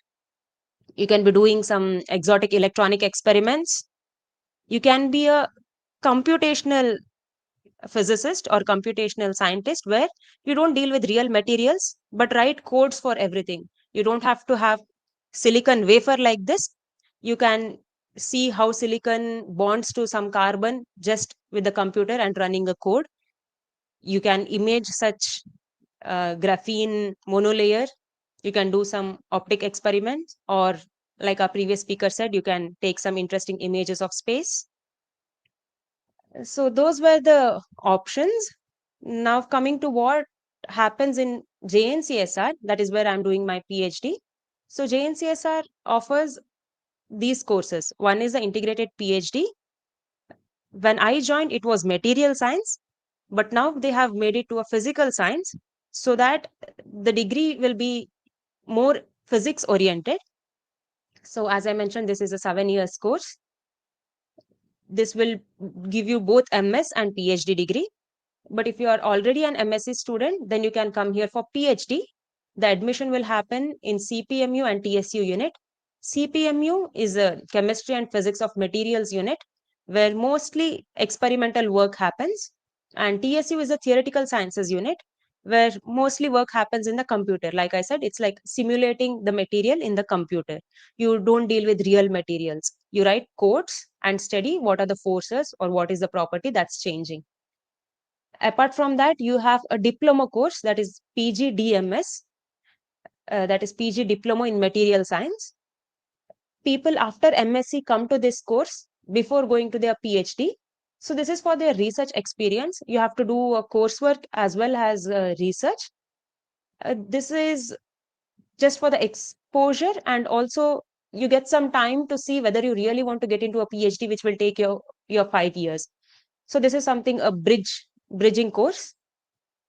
You also have this POSE, SRF, and GRIP, which is a short-term research programs for bachelor students and also for master students. I think this GRIP, that is Graduate Research Internship Program, that is introduced recently, keeping in mind the NEP structure of the bachelor courses that has started. And these two are financially funded, whereas GRIP currently, I think, is not financially funded, but soon it would be. So these are some of the areas of research like depositing thin films, electronics, soft matter, or some computational methods. So this is the clean room where you can fabricate devices. This is the image of colloids where people study how they arrange, and it is similar to how atoms arrange. And this is one of the thin film growth method. And this is a supercomputer. The computational, which I just mentioned, cannot be done with our normal laptops or desktops. It needs large number of processors. So this is one of the most efficient supercomputer in our center, and I think even in the country. So it has a lot of processors. It occupies one entire room. And currently my research, just for your idea, like what we do in PhD is like I deposit these scandium nitride thin films and I study it for thermoelectricity, where you produce electricity from heat. Then I designed some diodes using metal and a semiconductor. And also there is something called neuromorphic computing that's a very hot topic these days. So I'm researching on the material that could be potentially used for this neuromorphic computing. So you will find some project like this if you get into a PhD, and you can explore on one particular project or I am exploring one particular material, say this scandium nitride. So you will get your own project once you get into a PhD, and you will spend say 4 to 5 years trying to learn or trying to explore more about that particular topic. So finally, I would say basic science is a curiosity driven path. Of course, you will be funded throughout, but at the end of the day, maybe you will not be getting 1 lakh salary immediately as equivalent as to your BTech friend, but the learning process will be more fun than doing a 9 to 5 job. That's what I've realized. So anybody is interested, you can always pursue this. Wish you luck. All the best.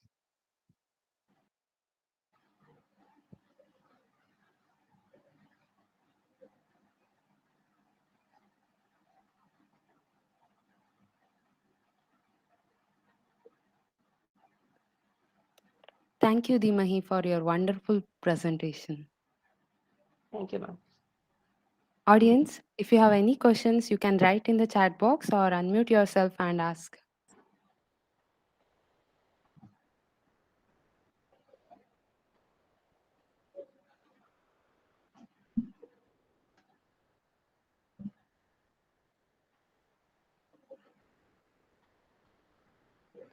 If not, I request Ms. Suparna, Assistant Professor in Chemistry, to lead the program. Over to you, ma'am. Thank you, Pratibha. Good evening to all. I, Suparna, Department of Chemistry, once again welcome you all to this session. We have with us today's resource person, Mr. Punit Tendulkar, lecturer in chemistry, Dr. G. Shankar Government First Grade College, Ajjarkadu, Udupi. It's my pleasure to introduce Mr. Punit Tendulkar to all the gatherings. Punit Tendulkar has completed his master degree in chemistry at Savitribai Phule, Pune University and secured gold medal.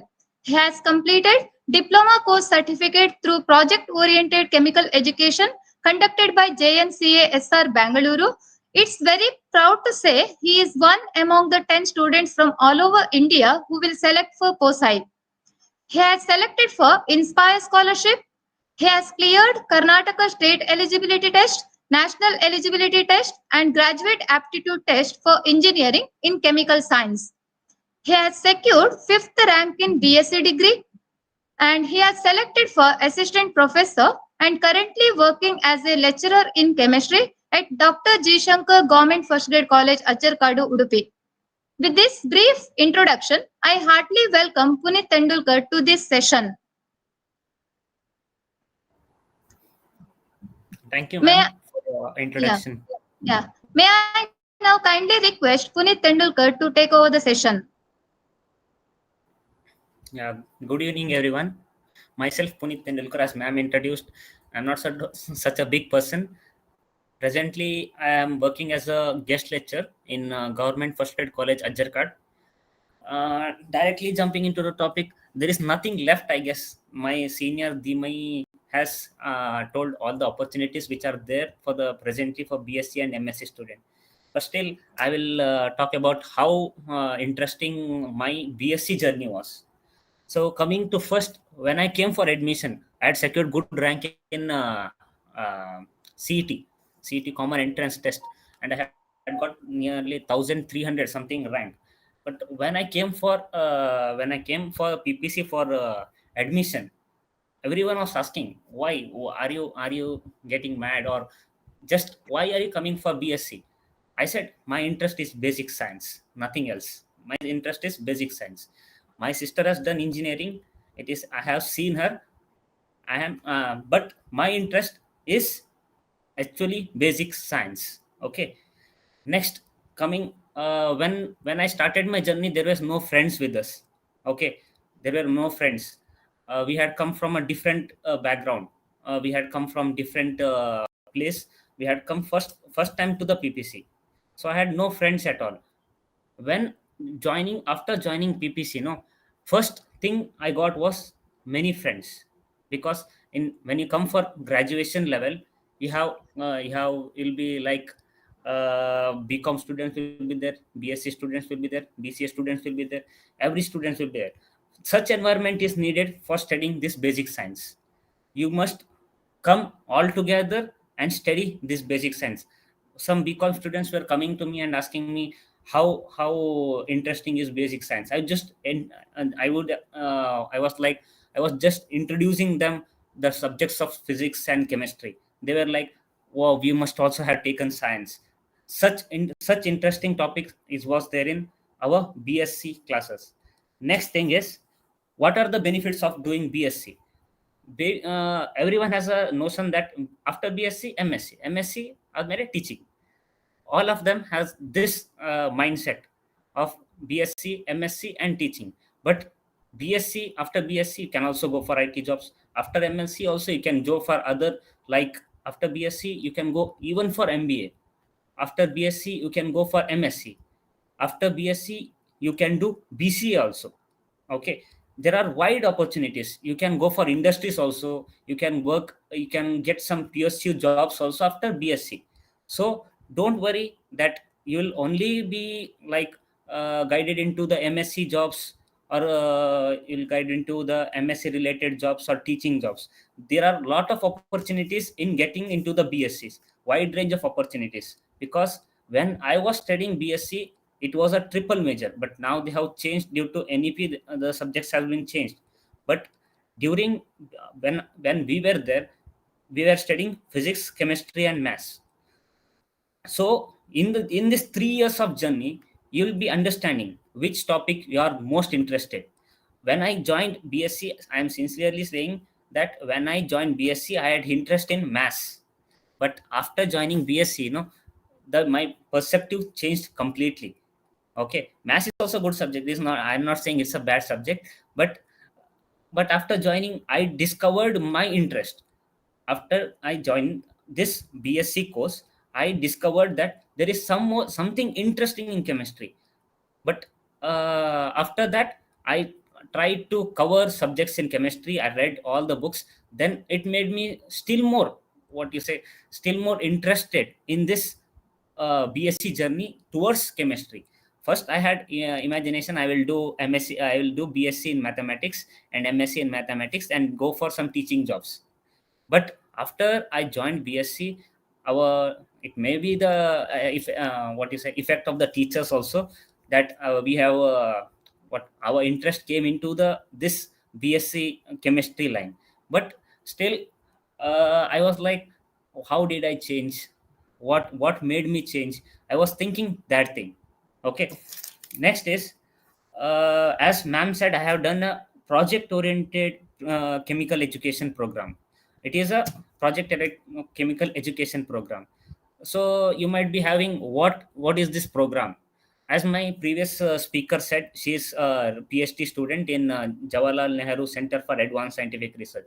Project oriented chemical education is also a program. It is like a summer research fellowship program, which is conducted by JNCASR. Okay. So the selection criteria is, you must get a good marks in this. You must get a good marks in PU level, and you must have a good research knowledge. At the I know at the time of joining BSc, you might not be having any knowledge about the research, but you'll be having 4 to 5 months in between this joining and joining for BSc and joining for applying for this project oriented chemical education program. Hello. Hello, sir. Hello.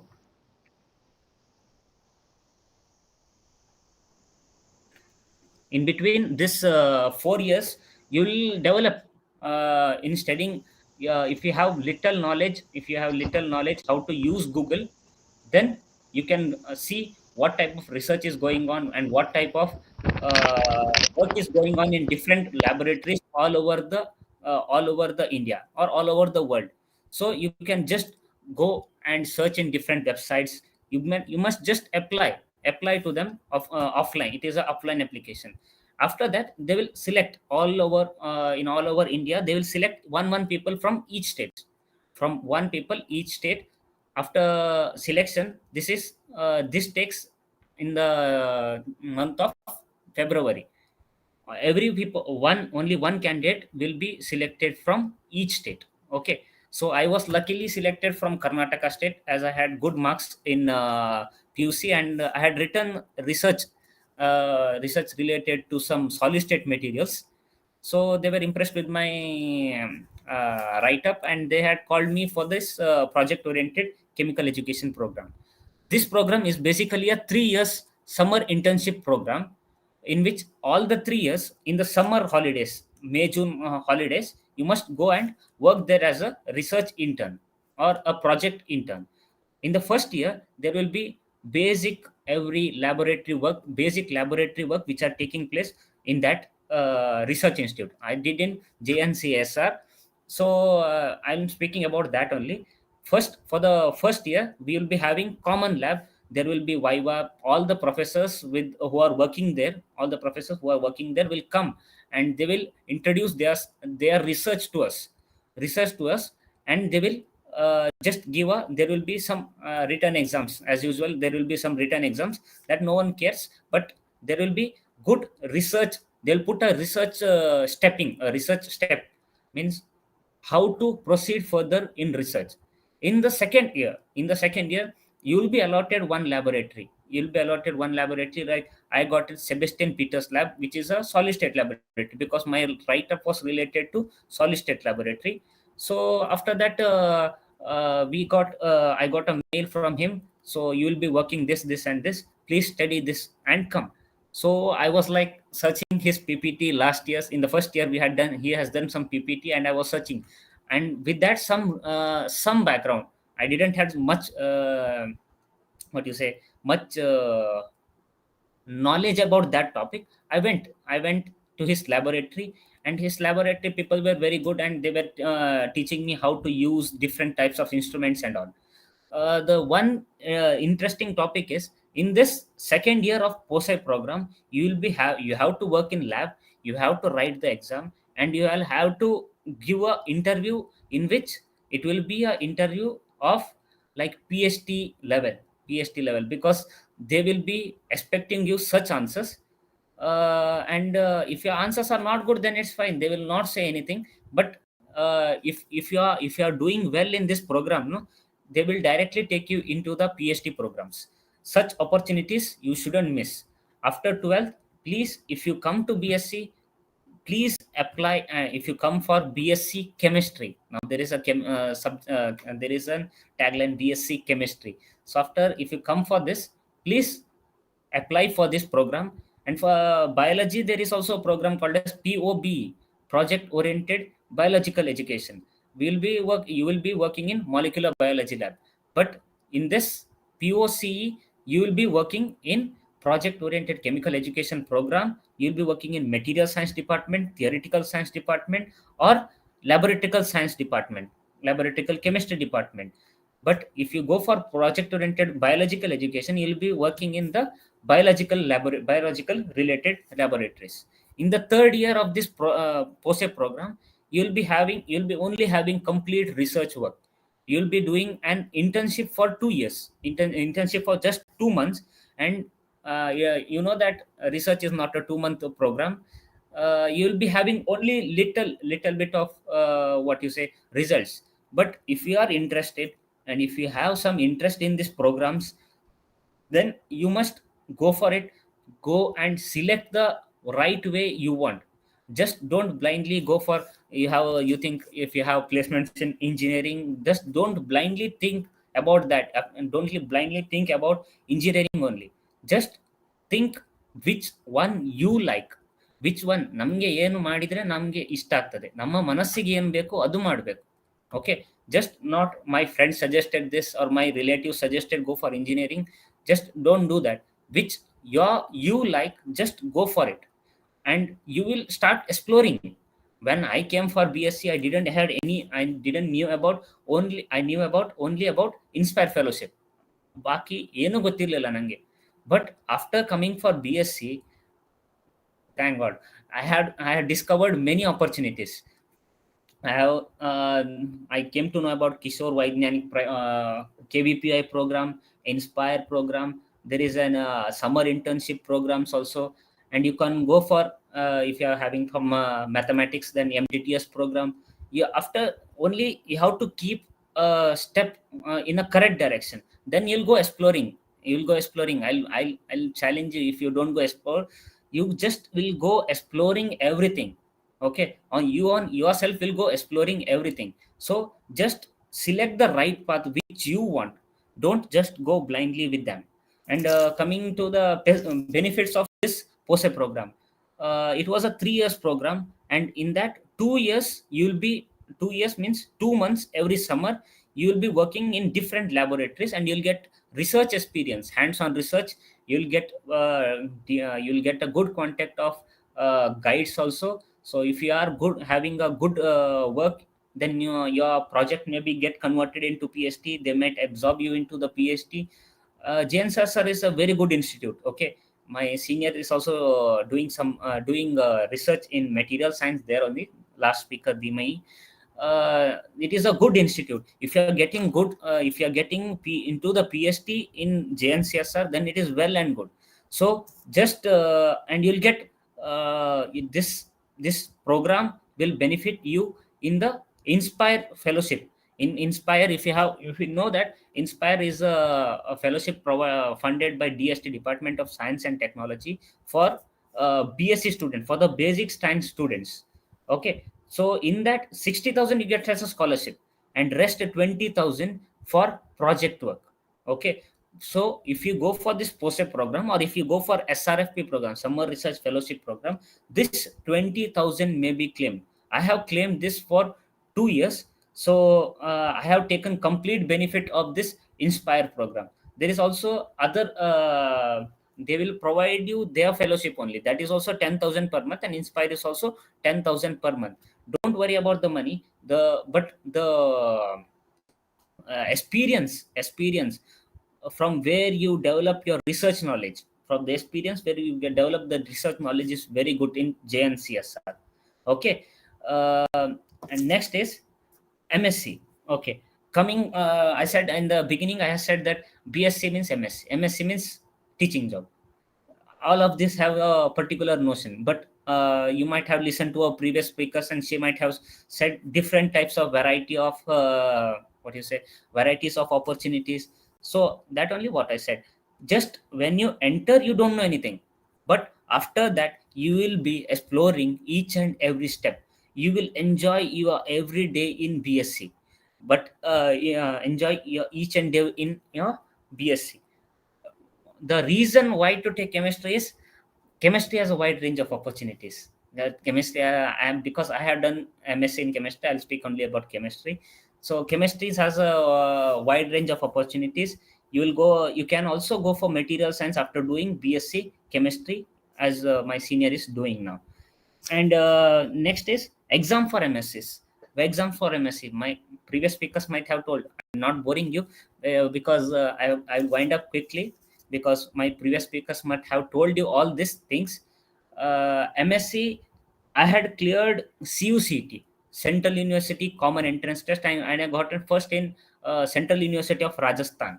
But from God's grace, I got also in Savitribai Phule Pune University. At that time, its NRF ranking was very good. So I discussed with my lecturers, and I discussed with my research guide also. So they asked me to go for Savitribai Phule Pune University only. I had also got a good entrance exam. I had cleared JAM also. From JAM, I had got in NIT Manipur. But my parents didn't allow me to go there. So you also try to, from the beginning, I'm not saying from the beginning of the BSc, but after second year of your BSc, just try to get knowledge about these exams. There are many exams, Banaras Hindu Universities, CUCT, TIFR, and you'll have JAM examinations, and you have BARC's examination for jobs. You can also go for jobs also. But the basic thing is, if you are going for MSc, if you are doing a MSc, then select a good research institute, or good UGC funded universities. Okay, because I will say you one benefits in UGC funded universities, you will get more exposure towards research. But if you are doing in some small colleges MSc, they'll be not having any instrumentation facilities and all. You must go outside and learn. But if you study in universities, you will get lot of exposure, because in universities PhD students will be also there, their research guides will be also there. So if you have any queries with them, you can just go and ask with them. But in this is not possible in small colleges. Okay, small colleges in the sense, some colleges where research work don't takes place. If you are doing MSc, then go for good research institutes. Okay, then after MSc, what after MSc? MS, after MSc, you have two opportunities. One is going for teaching job, as all of you know, going for teaching jobs. Second one, you can just clear exams. There are GATE exam. There is a GATE exam, graduate aptitude test for engineering students, engineering. But MSc students also can attend for this. After this, you will get different opportunities like assistant chemist position, or research chemist positions in ONGC. You know about POCs, ONGCs, and NTPCs, MRPL. You'll get different opportunities. After MSc, you must not only go for teaching. The thinking must be removed from every MSc student that MSc is not about teaching, but there is a research institutes are there where you get 31,000. As my senior said, they will get 31,000 plus HR, which is approximately 35,000. If you go for a just for a teaching job, you will not get that much. But if you are going for a PhD, you will get 35,000, which means nearly 4 lakh package. Okay, you can understand, you are getting 4 lakh package with your, when you're studying itself, you're not working, you're studying. PhD is all about studying different, just going on exploring things. Okay, and after MSc, you can go for PSc jobs also, ONGCs and HPCL, and MRPL, different kinds of NTPC, National Steel Authority of India, everything. Every PSU have yearly intake students from GATE. So when you are going for BSc, just choose your path. It might be physics, it might be chemistry, it might be mathematics, or it might be zoology, or it might be botany. But just select your right path which you need. Just don't blindly go into this. I will do this because my friends are doing this, or someone has suggested. Just think what you need, then I'll bet you will just go on exploring things. And another thing is, during our BSc days, we enjoyed lot during this fest. You mean knowing intercollegiate fest program. We had a one gang, and we used to go for every fest. We used to enjoy. First, enjoyed. We used to get exchange. Now I have all contacts of everyone. Okay, all over universities, you'll get a good contact. You'll get a good research. You'll get a good exposure to what kind of students or teachers, what kind of they are doing, research work they are doing. You will get everything about that if you are going outside of BSc.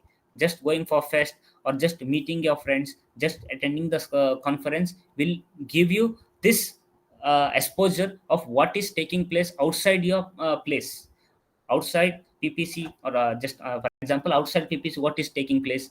You will be getting knowledge if you go out of PPC just for programs, or conferences, fest, everything. Okay, then coming to the scholarships. I had got because my parents' income is more, so I had got only Inspire Fellowship. Inspire Fellowship, there is no any restriction on the parents' income. Rest all have what you say, restriction, income restrictions. So if you have good marks in PUC, just apply for this Inspire Fellowship. Applications will be released in the October November range, and results will come in January. Once if you start Inspire program, then you'll get almost for the 5 years. 3 years of your BSc and 2 years of your MSc if your percentage is 65 and above. Okay, 65 or 70 above, you'll get for the continuously 5 years. Then after that, if you are doing your PhD, and if your write up is good, again the condition is if your write up or statement of purpose is good, then again they will fund you. Same net and gate level of scholarship will get for the next upcoming 5 years through this Inspire Fellowship program. And in your BSc and MSc days, you'll get additional 20,000 per year for this research. So make use of this. If you're coming for BSc, then make use of this scholarship very nicely. And rest, I think only this much. Next speaker will might progress with the next topic. So thank you for this opportunities. Thank you, ma'am, for this opportunity for in welcoming me and asking me to speak about BSc. If you have any queries, please drop in the chat box. Thank you, Puneet, for sharing your journey in basic science, experience in research, different scholarships, and various job opportunities in chemical science. Thank you so much, Puneet. Thank you, ma'am. Thank you. Now we have with us Kriti Bhagavat, research scholar, JNCASR Bangalore. It's my pleasure to introduce Kriti Bhagavat to the audience. She has completed his Master of Science in Chemistry at Mysore University and secured third rank. She has selected for Inspire Scholarship. She has cleared Joint Admission Test, Karnataka State Eligibility Test, National Eligibility Test in Chemical Science. He has secured third rank in Bachelor of Science degree. Currently, she is working as research scholar at Jawaharlal Nehru Research Center for Advanced Scientific Research, Bengaluru. With this brief introduction, it's my pleasure to welcome Kriti Bhagavat to this session. The session is over to you, Kriti. Thank you, ma'am. Thank you very much for your kind introduction. I also thank the organizers of this program and all my lecturers for this kind opportunity. So, what I will be saying now will be mostly a repetition of the previous speakers, so Puneet and Dimahi, my senior and my junior. They have mostly covered all the points which I have to share with you, but I can add some more points based on my experience and also tell some points which are more specific to chemistry, which is my field of interest. So after my PUC, I for sure knew that I was more interested in biology and chemistry. These were the two subjects, no physics, no maths. So besides the great popularity of engineering and medical in our state, which is especially like more popular in our state, I always I mean, I never wanted to take up engineering or medical. This was clear in my head. So I, even before I gave I just gave a CET exam for the, just for the sake of appearing CET. So I had already admitted myself to the BSc program. So in BSc, I had taken up botany, zoology, and chemistry, since I already told that I was more of a biology and chemistry person. So in these 3 years, there were 3 majors, which is botany, zoology, and chemistry. So in these 3 years, I could like explore myself and understand that my major interest was in chemistry, was more of in chemistry and slightly in the interface of biology and chemistry, or I can say biochemistry. So during BSc, there are a lot of scholarships which are available. Just to note a few which were already noted by the previous speakers. So there is this KSTA scholarship, MHRD scholarship, C.V. Raman scholarship, which are all only specific for people who are pursuing basic sciences. Apart from this, the major and the most attractive scholarship is from the Department of Science and Technology, which is known as the Inspire Scholarship Program, which has already been discussed. Now, this Inspire Scholarship Program is especially provided to students in the BSc level to encourage them to pursue basic sciences and proceed in the field of research. Now, the particulars are already shared with you, which is nothing but you will be provided a scholarship of 5K per month or 60K per year for a period of 5 years. That is throughout your BSc and MSc. So 5 years you will be given, but it doesn't stop here. So in case you are an inspired scholar and you continue your journey in basic sciences and you pursue PhD. So even in your PhD, you will get something called an Inspire Fellowship. Now I'll talk about this a little later when I come to PhD. So basically, these are all the scholarships which are available in the BSc level. Apart from this, in the Inspire program, as already mentioned by Puneet and Dimahi, you can undertake some projects in some of the in any of the research institutes which are interested in and the field of interest which interests you, and you will be provided a contingency grant of 20K per year for your projects, with which you can fund your resources, I mean fund your research which is required. So that is a wonderful opportunity for people in the BSc level to get exposure to the world of research, because at that level you will have no idea, you will be just reading some theory, right? But when you come to research, it's a whole different world. So in order to get exposure, it is really important for you to actually know if you will be interested in the field of research and if you really want to pursue it. Now yeah, so this is a project where you'll get 20K a contingency grant of 20,000 per year, and you can pursue it. Next, moving on to get into MSc. After your BSc program, you will streamline your major subject of interest, and then you will pursue a master's degree. Now, for master's degree, there are several entrance exams to pursue masters in some of the premier institutes of India, like IITs, ICERs, and then NITs and central universities. Now, the exams are already mentioned. Some of them, I mean, the major exams are JAM, which is a joint admission test for MSc. And then there is CUCET, which is Central University Common Entrance Test. This is specifically to get into the central universities of India. Now, there are several central universities like there is one in Karnataka, in Kerala, Rajasthan, in Manipur. There are several central universities all across India, and there are several ICER. I think there are 7 ICERs all over India, like ICER Pune, ICER Bhopal. These are some of the cream or the premier institutes of India. So you can either clear JAM or CUCET, or some autonomous institutes like JNCSR, where I am currently pursuing my PhD. There are like institute level entrance exams which you can clear and get into their programs based on interview. So your exam rank plus interview will help you get into these institutes. Now, during MSc also there are several scholarship programs which are available. One is the Inspire, which will be continuous, which will be continued from your BSc. Another interesting scholarship is the one which is known as Indira Gandhi's Single Girl Child Scholarship, which is only for single girl child. So, which I was and I am.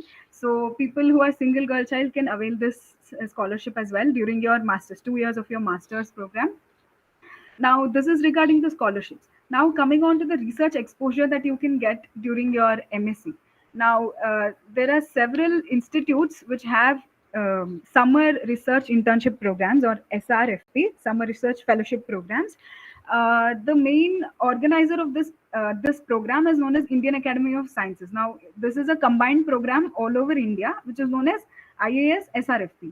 Now, under this, all it takes to apply to this is you need to have a good academic background, and you need to have a write-up about your research interest, about your field of interest. Now, based on this, you will be selected and allotted across India in different labs, and you can pursue research, or you will get a basic introduction or basic exposure to research in 2 months. I can't say that you can do a lot in 2 months, but at least you will get a good network of friends who are in research. Like if you're really interested in pursuing PhD, so it is a good opportunity for you to learn what kind of research is going across the country and what interests you.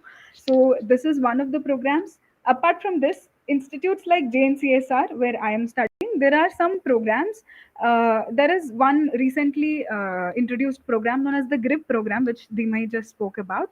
Now, GRIP is a Graduate Research Internship Program, which is actually a program which allows you to perform your project work during your MScs. Now, during your MSc, in most institutes or most colleges, you will need to perform a dissertation program or a project program. Now, this is basically a research project which you can either conduct or undertake in your own college, or you can choose to perform it in some of the institutes where there are very good research facilities. Now for this, JNC is providing an easier way or a platform through which you can approach JNC in the different labs of JNC and perform your master's project there. Now this is the GRIP program that I'm talking about. As of now, there is no funding which is available for the GRIP program, but I'm sure in the coming years that will also be a part of it. And SRFP has a funding. I think around 10 to 15K. I'm not sure of the exact amount, but a fellowship will be provided for your 2 month stay in the in the research institute. Apart from this, JNC has another program which is known as Project Oriented Chemistry Education, or Project Oriented Biology Education, or Project Oriented Physics Education. Or in short, these are POSE, POBE, and POP. So these are the three programs which are undertaken in JNC. Now, Puneet has already given you the details of this program. So what you need to do here is have a good academic background and apply to the program. So it is like, it's a 3-year program. So in every summer holiday, like in every summer holiday of your during your BSc, you will be getting to reside in JNC campus. And in the first year, there will be mainly theory classes and general lab practicals. Okay, and in the second year and third year, in the following years, you will be allotted some particular research lab based on your interest, and you get to work with the PhD scholars there, you get to work with the postdocs there and improve your understanding about the interest in what field you are interested in. So this is about the programs in JNC, which is a very good way by which you can explore yourself. And also, as Puneet mentioned, by being in one of these programs, you have a fair chance of getting into PhD in this institute. That is, I have many friends who are here, who have been a post student in JNC and then subsequently converted into a PhD student here. So that will be a plus point.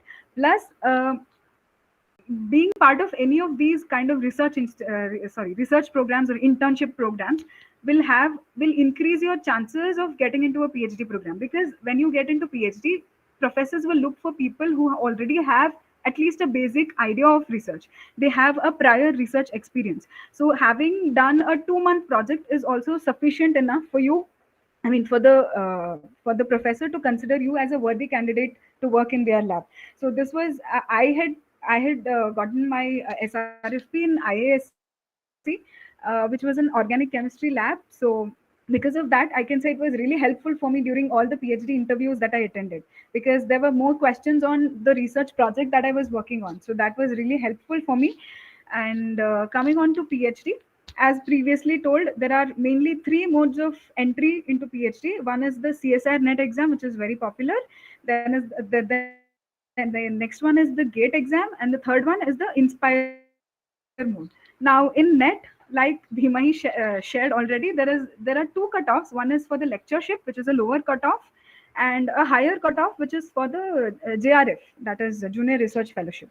Now, to pursue PhD, you will have to qualify the JRF cutoff, and then you can appear for entrance exam. Then you can appear for interviews, and once you qualify the interview, you will be eligible for the PhD program. And through lectureship, you by qualifying the LS cutoff of the NET exam, um, you can get into assistant professor or the lectureship programs, which is the government grade assistant professor in chemistry, or any other subject for that matter. Now the next exam is GATE. Now in GATE, it is a common entrance for engineers as well. I think GATE is also quite popular. Now GATE is another way through which you can get into a master's program. So it's similar. You just have to get a good rank. You will have a cutoff. I mean, different institutes will have different cutoffs, and then you attend the interview, and when you ace the interview, you will get into the institute. Now there's one advantage of gaining entry through the GATE program.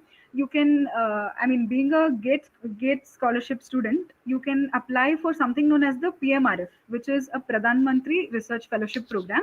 So now this is a very highly paying research fellowship during your PhD tenure.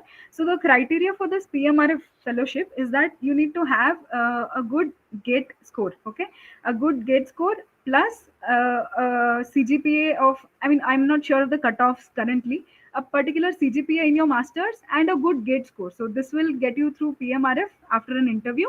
And then PMRF is a very well paying fellowship. For example, I think PMRF pays nearly around 70K per month, while the other, like the other modes of entry, that is through NET, GATE, or Inspire, will pay you 31K throughout your first 2 years, where you are a JRF, that is Junior Research Fellow, and subsequently when you are converted to Senior Research Fellow, that is in your third, fourth, and fifth year, you will be paid a fellowship of 35K per month. And now coming on to the third mode of entry, which is the mode of entry through which I have been selected to JNC, that is through the Inspire program. Now, like I said in the beginning, Inspire not only provides scholarship throughout BSc and MSc, it also provides a fellowship for PhD students. Now, there are two ways in which you can apply for Inspire program. Either you need to be a first rank holder in your master's degree, or you need to have, I mean, you need to be an Inspire scholarship. You need to be the recipient of Inspire scholarship throughout your BSc and MSc. Now, with either of these, you are eligible to apply for the institutes, and you will be default selected for the interview. Now, if you perform well in the interview, you'll be selected for the PhD program. Now, coming on to interviews, in most institutes, what they see in the interview is how good your basic knowledge about the subject is, and how actually you're interested in problem solving, how you're interested in finding new things or exploring new areas of research. This is what they see in the interview. So if you have a strong basics, it's pretty easy to clear the interviews. Now, this is about the modes of entry into PhD. And like Dhimahi said, there is another course which is the integrated MS PhD course, which is present in some of the institutes of India, for example in JNCSR, where you get to, I mean, the mode of entry is through either JAM, or JNC has their own entrance exam through which you can get into this. Now, these are all some of the things which I had to tell regarding the modes of entry into BSc, MSc, and PhD. Apart from this, this is not the only, like, this is the conventional path of research. But apart from this, after your MSc, after your masters, you can easily get into some industries. For example, in the field of chemistry, there are a lot of opportunities in industry, because pharmaceutical industries are rapidly growing, right? So drug delivery, drug development, and pharmaceuticals are always on the rise. So there are a lot of industries like Syngene, Biocon. These are all the industries which hire MSc or master's candidates. This can be pursued also even after your PhD, where you will be heading a research team. After your PhD, you will be heading a research team, or after your MSc, you can work as an R&D, or you can work in the quality and quality control department. There are several opportunities for it. Now, apart from pursuing PhD, like I said, industries is one of the options, or getting into lecturing is another option, which many of us might be interested in. Or there is another way where you can do PhD outside India. Like, you can go abroad for PhD, and abroad, as you know, has plenty of opportunities. But going abroad is not an easy task. Like, they require a good prior research experience. They only want to hire experienced candidates for PhD. So in order to make it easier, in India, you can work after your masters. Many people work as R&D assistants or project assistants in different labs, and this way they maybe for a period of 6 months to 1 year, you can work as an R&D assistant or a project assistant, and you will be paid for it. It's just like a job. So in this period, you get research experience. You can, even if you work well, you can even get a publication. Okay, if you get a publication, it's much better and much easier for you to navigate through the entire process of PhD admission to an abroad university. And yeah, so this is a very popular way. And there are abroad, in other countries, there are several different scholarships, and very well paying scholarships for people who are interested in research. And in some of the countries, it's a 5-year program, and in some countries, it's a 3-year program. So depending on your interest, depending on the area of your area of your interest, you can choose the lab. So I think most of the points have been covered by the previous speakers. These are some of the things which are specific to chemistry, which I have mentioned. And after PhD, most people tend to get into postdoctoral research. Now, postdoctoral research is something where you are an independent researcher, but you don't have a lab yet. So you get to perform your own research in a laboratory setting, which has all the equipment required for your research. So you get to work there. You will be funded well. You will be paid well, and after a couple of postdocs, when you have gained the complete ability to set up your own lab and guide a set of students, you can enter into the field of academia, where in different institutes there will be vacancies where you can become a professor or assistant professor to start with, and you can start a lab, get students of your own, and start your independent research. Or after PhD, you can get into industries like I already said, or you can just you can join into several different colleges as faculty and teach. If you like the profession of teaching, then that is also a very good option for you. Now, to speak a little more about JNC, I already told you about the programs which are the internship programs which are available for master students, that is the POSE and SRFP and the GRIP program. Now, in PhD, there is for chemistry and biology students, mostly for chemistry students, the admission is mostly into new chemistry unit, that is NCU, and CPMU, which is chemistry and physics of materials unit. So these are the two main units where PhD students are absorbed for chemistry, from the chemistry background. Apart from this, for people from biology, there is this molecular biology and genetics unit. There is a neuroscience unit.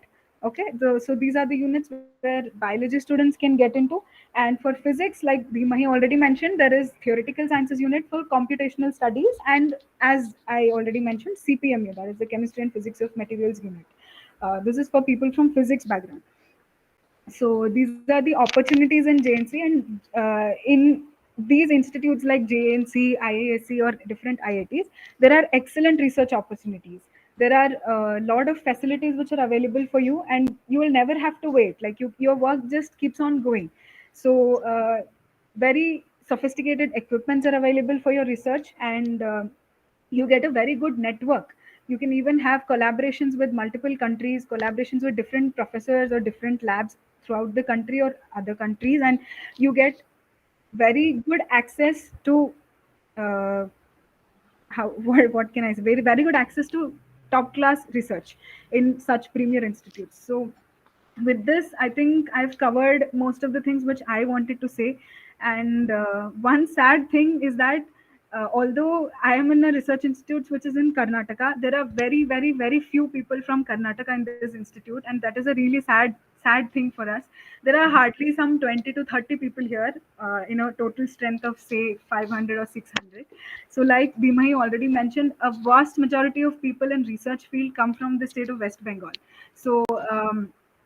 I don't know why it is a common trend for people in Karnataka to always go to engineering or medical field. I know it pays you well in your initial, like in your early 20s, but PhD, I mean, the whole journey of basic science through research and PhD, it's a beautiful journey. Maybe you will have to go through a lot of struggles, lot of frustrations, failures, but ultimately it is worth it. Ultimately, when you have something of your own, when you've published, or when you find out something of your own, it is really interesting.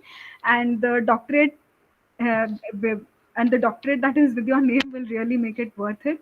And that's why it's a humble request from my side to all of you to encourage people to pursue basic sciences, especially the people of Karnataka. We have to show that we are good in this field as well. So, all the best to you, and I thank the lecturers, my lecturers, and all the organizers for giving me this opportunity to talk about my field.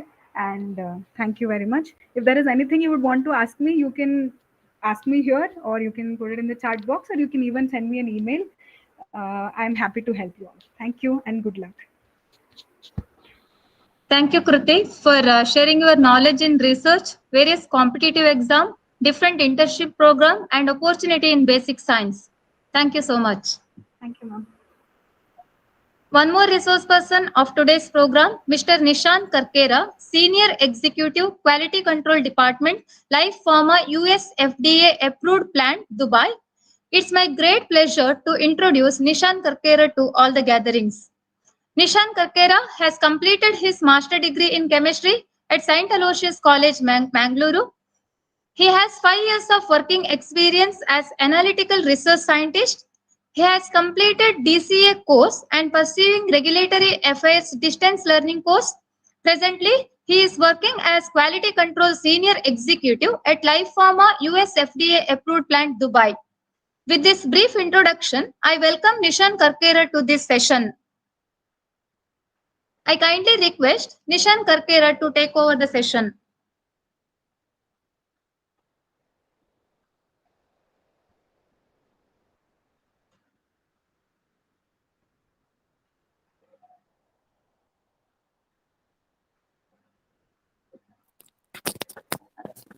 Nishan, you are not audible. Please unmute your audio. Can you hear now? Yeah, yeah. You Yes, are yes, audible. yes, you can. Okay, thank you so much. I will introduce myself first. I completed my master degree in St. Aloysius College, Mangalore, and once I completed my master degree, I joined Apotex Pharmachem India Private Limited. It's like a USFDA and a Canada-based company. Once I completed, then I moved to Dubai. I worked in Neo Pharma as a quality control executive. Now I am working as a senior executive in Life Pharma. Uh, it's a USFDA approved one. Then I will come to the point. After graduation and post graduation, what we have to do?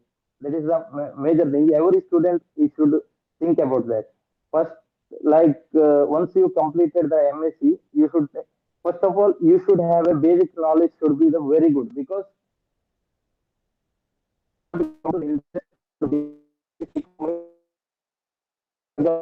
because suppose here all everything whatever we are using is analytical instruments technique whatever is there it is comes to the basics only.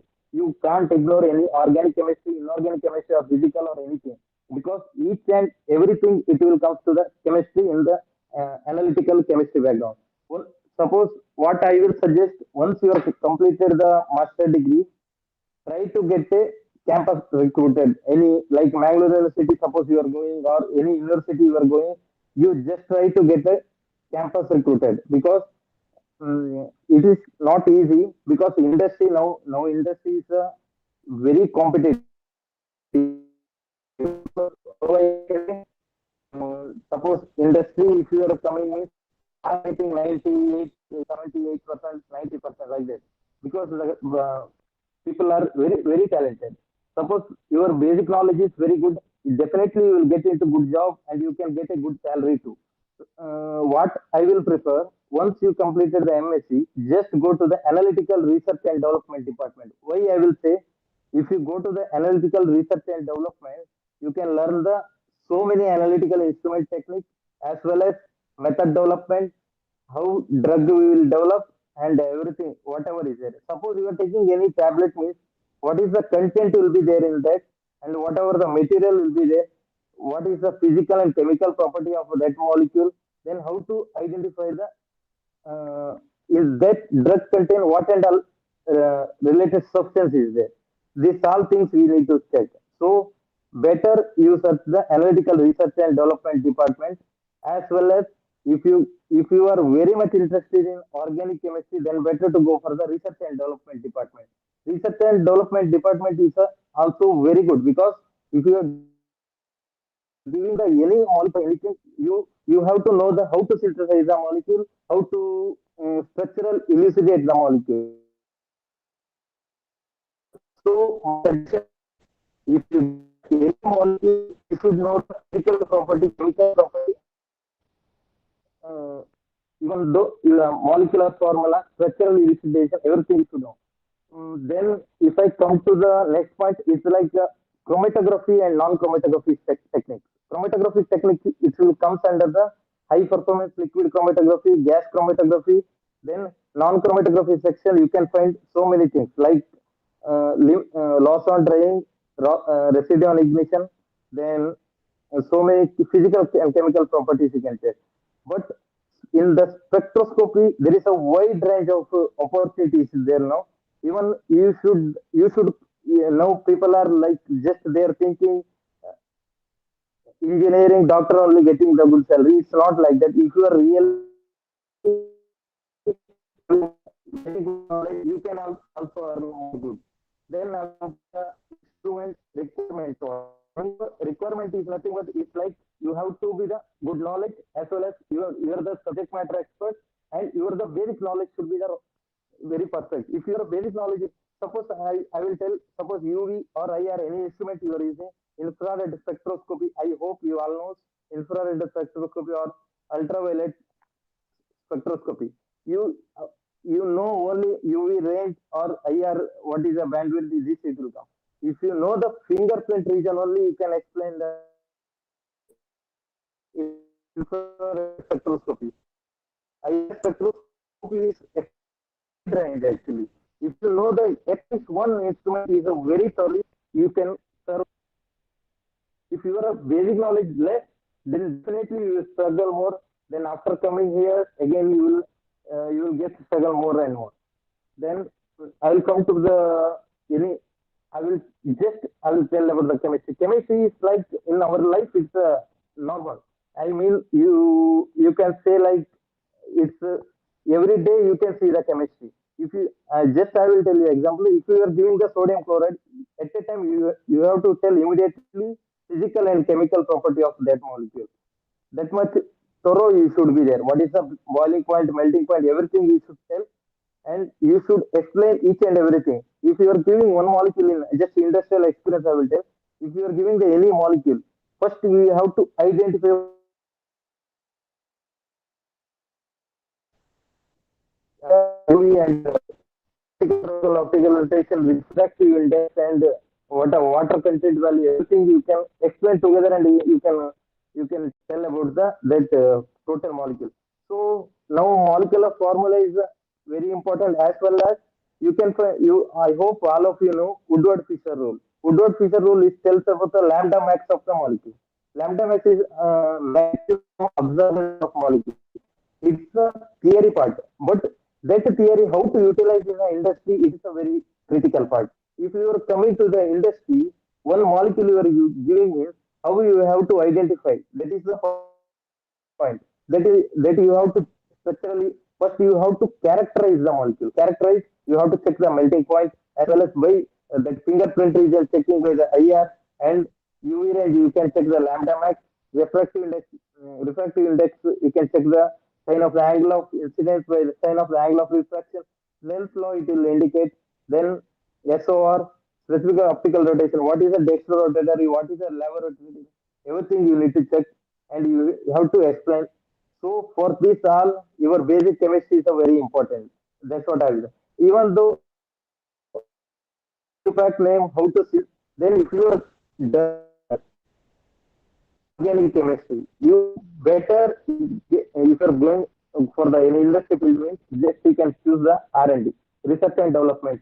If you are coming the industry, there is a four part I can say: research and development, analytical R&D, as well as production, as well as supporting QC team. Now, if you are in the analytical R&D department, you can learn about the almost all instruments. Once your learning is over, you can move the QC quality control. Quality control is like it's the complete STP what they written, the same thing analysis you have to perform. But in the analytical R&D, you can learn whatever development is there, whatever like development, whatever your knowledge you can utilize in the analytical research and development. Once you learning is over, then don't stick on one company, because you even knowledge also increase purpose. You have to move the company, and you have to learn something new. If you are changing any company, in each company you can learn something new, and this thing. Then if you are come to the R&D, R&D what they will do? R&D is like any molecule is coming, how to synthesize the molecule. They know how to synthesize. It's like Friedel-Crafts reaction. Any reaction will be there. They will do the reaction, and they will give the one product. That product, how to analyze in an analytical background, it will come to the analytical research and development. So if you are coming to the analytical research and development, you should know you understand one thing. You should know the organic chemistry, as well as analytical chemistry, and as well as if it is a quality related, whatever is there, everything you should learn. So the thing is, you should not ignore anything. You should know the basic knowledge in everything. If it is a basic knowledge is first. If you know the theory well, you can move to the industry and you can utilize that theory as a practical. So if you got opportunity anywhere, you can do the um, training or something. You can, if I am possible, I will come once. I'll meet Sudhakar and I will come to the class and I will explain clearly, briefly. Then, if you come to the industrial field, there is so many industries. Is there? Pharmaceutical industries and petrochemical industries and forensic field as well as health sector and PhD sector. So if you are coming to the petrochemical industry, you should, there is a wide range of opportunities there. You know already Mangalore or somewhere you can find the refinery oil. These sectors you can find. There is a gas chromatography is a must. Each solvent we need to check the what are the unwanted impurities is there, for purity how much, everything we need to check. Each water having a chemistry, water you can, water also there is so many properties is there. So each can, how to utilize in the pharmaceutical, that you should learn. You should have a basic knowledge is must. Then you should, before coming, then what I can say, if it is a MSc chemistry, if you are doing MSc chemistry, must and should, then you can go to the PhD. If it is a PhD you are not doing, you can do the alternate courses. Alternate, there is so many alternate courses there. Now you are doing the MSc chemistry means regarding software related course also, so much you can find. LIMS, SAP, this all it will help in the pharmaceutical industry. If you are a expert in the LIMS and SAP, LIMS it will help to grow your personal development as your SAP also. Anywhere you go, like LIMS and SAP is must and should know. So better LIMS and SAP you can side by side you can learn, as well as analytical knowledge, how to theory should be make it strong. Then come to the industry, then uh, how to do the organic synthesis, how to characterize the molecule, everything you can check and you can come to the industry. Industry is a wide range and it's coming to the salary. Salary now you can find the so many. So just I explained that when I'm explaining myself, USFDA approved plant. USFDA approved plant means US US Food and Drug Administration. US Food and Drug Administration. Not all companies are USFDA approved plant. If you are going for the USFDA approved plant, for your certificate having the more values, as well as your certificate when you are the changing the company, your salary hike you can expect more. Nowadays, their pharmaceutical also, like Biocon Cipla in India, pharmaceutical Biocon Cipla and like Novartis, Pfizer, so many companies here. They are paying very high salary.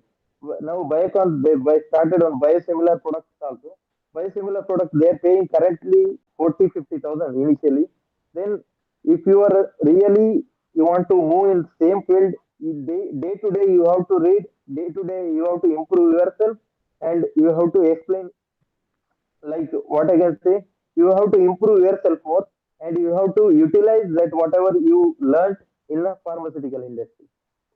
Then come to the ICH guidelines. ICH guidelines is like some ICH guidelines you can read. ICH guidelines, what it will help? It will help to improve your, like when you are coming to the industry, if you are good in ICH guidelines, like International Council of Harmonization for the Pharmaceutical User, that you can see in the net also. That you can read each ICH guidelines is tell about the like what I can say, how to improve chemistry. Then how to, what is the ICS guidelines tells about, like each guidelines, like quality assurance, quality control, how to manage the quality control. Then what is the legible alcoa it tells about, and it will tell each and everything. So it will help to, before coming to industry, you know the ICHQ3 and USFDA guidelines. Then each, like what I can tell, I hope you all like studied about SOR, UE, IR, and these things.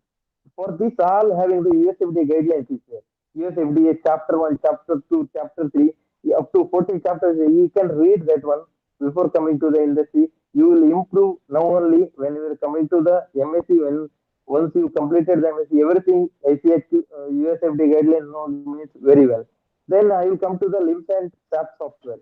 If you are come to the quality control department, LIMS and SAP software is compulsory because nowadays that manual, whatever you are working, it's now 2010 onwards, we are using the SAP and LIMS only. LIMS and software is a additional course. You can check in so many things. LIMS and software, they are giving the training. So better you go for the LIMS and software training.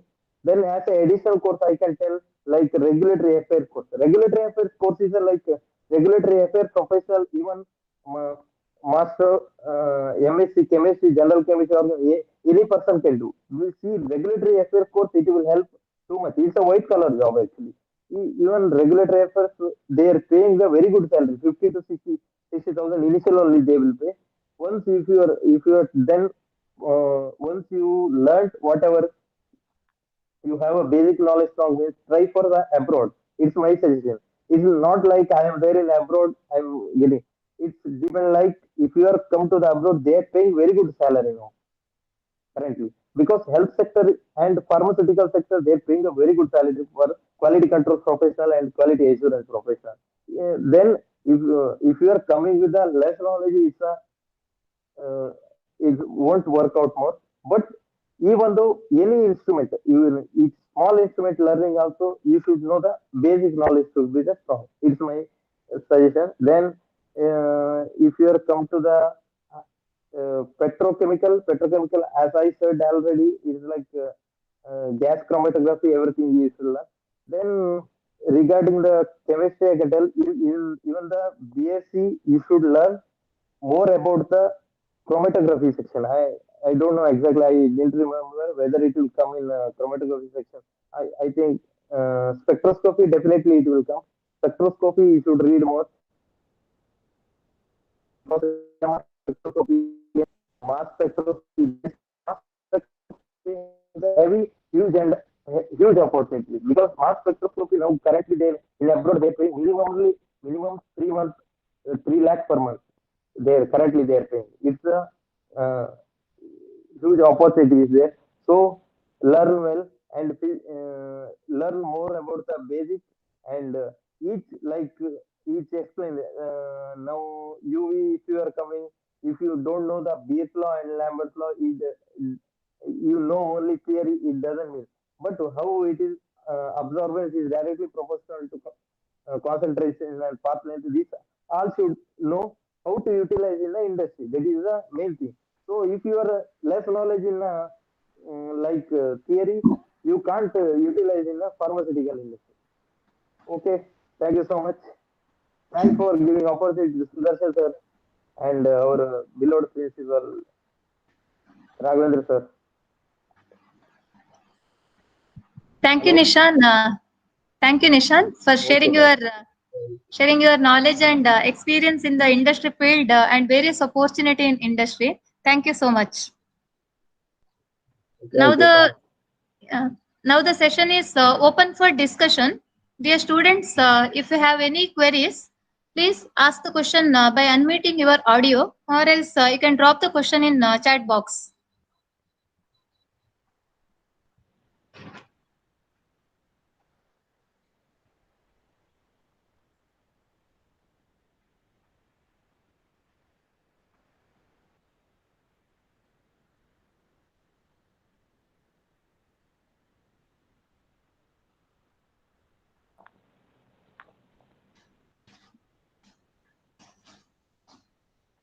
Okay, there is no question, I think.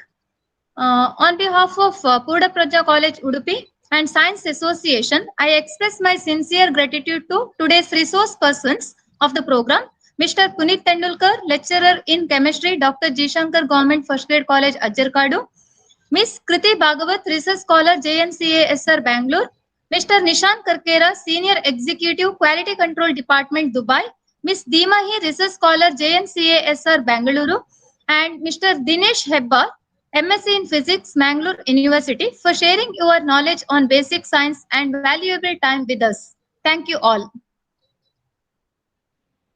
I express my sincere gratitude to our beloved principal, Dr. Raghavendra A, for supporting to organize this program. Thank you very much, sir. It's my pleasure to thank all the teaching faculty and dear students for making this program successful. Thank you all. Once again, I thank all for being a part of this program. Thank you.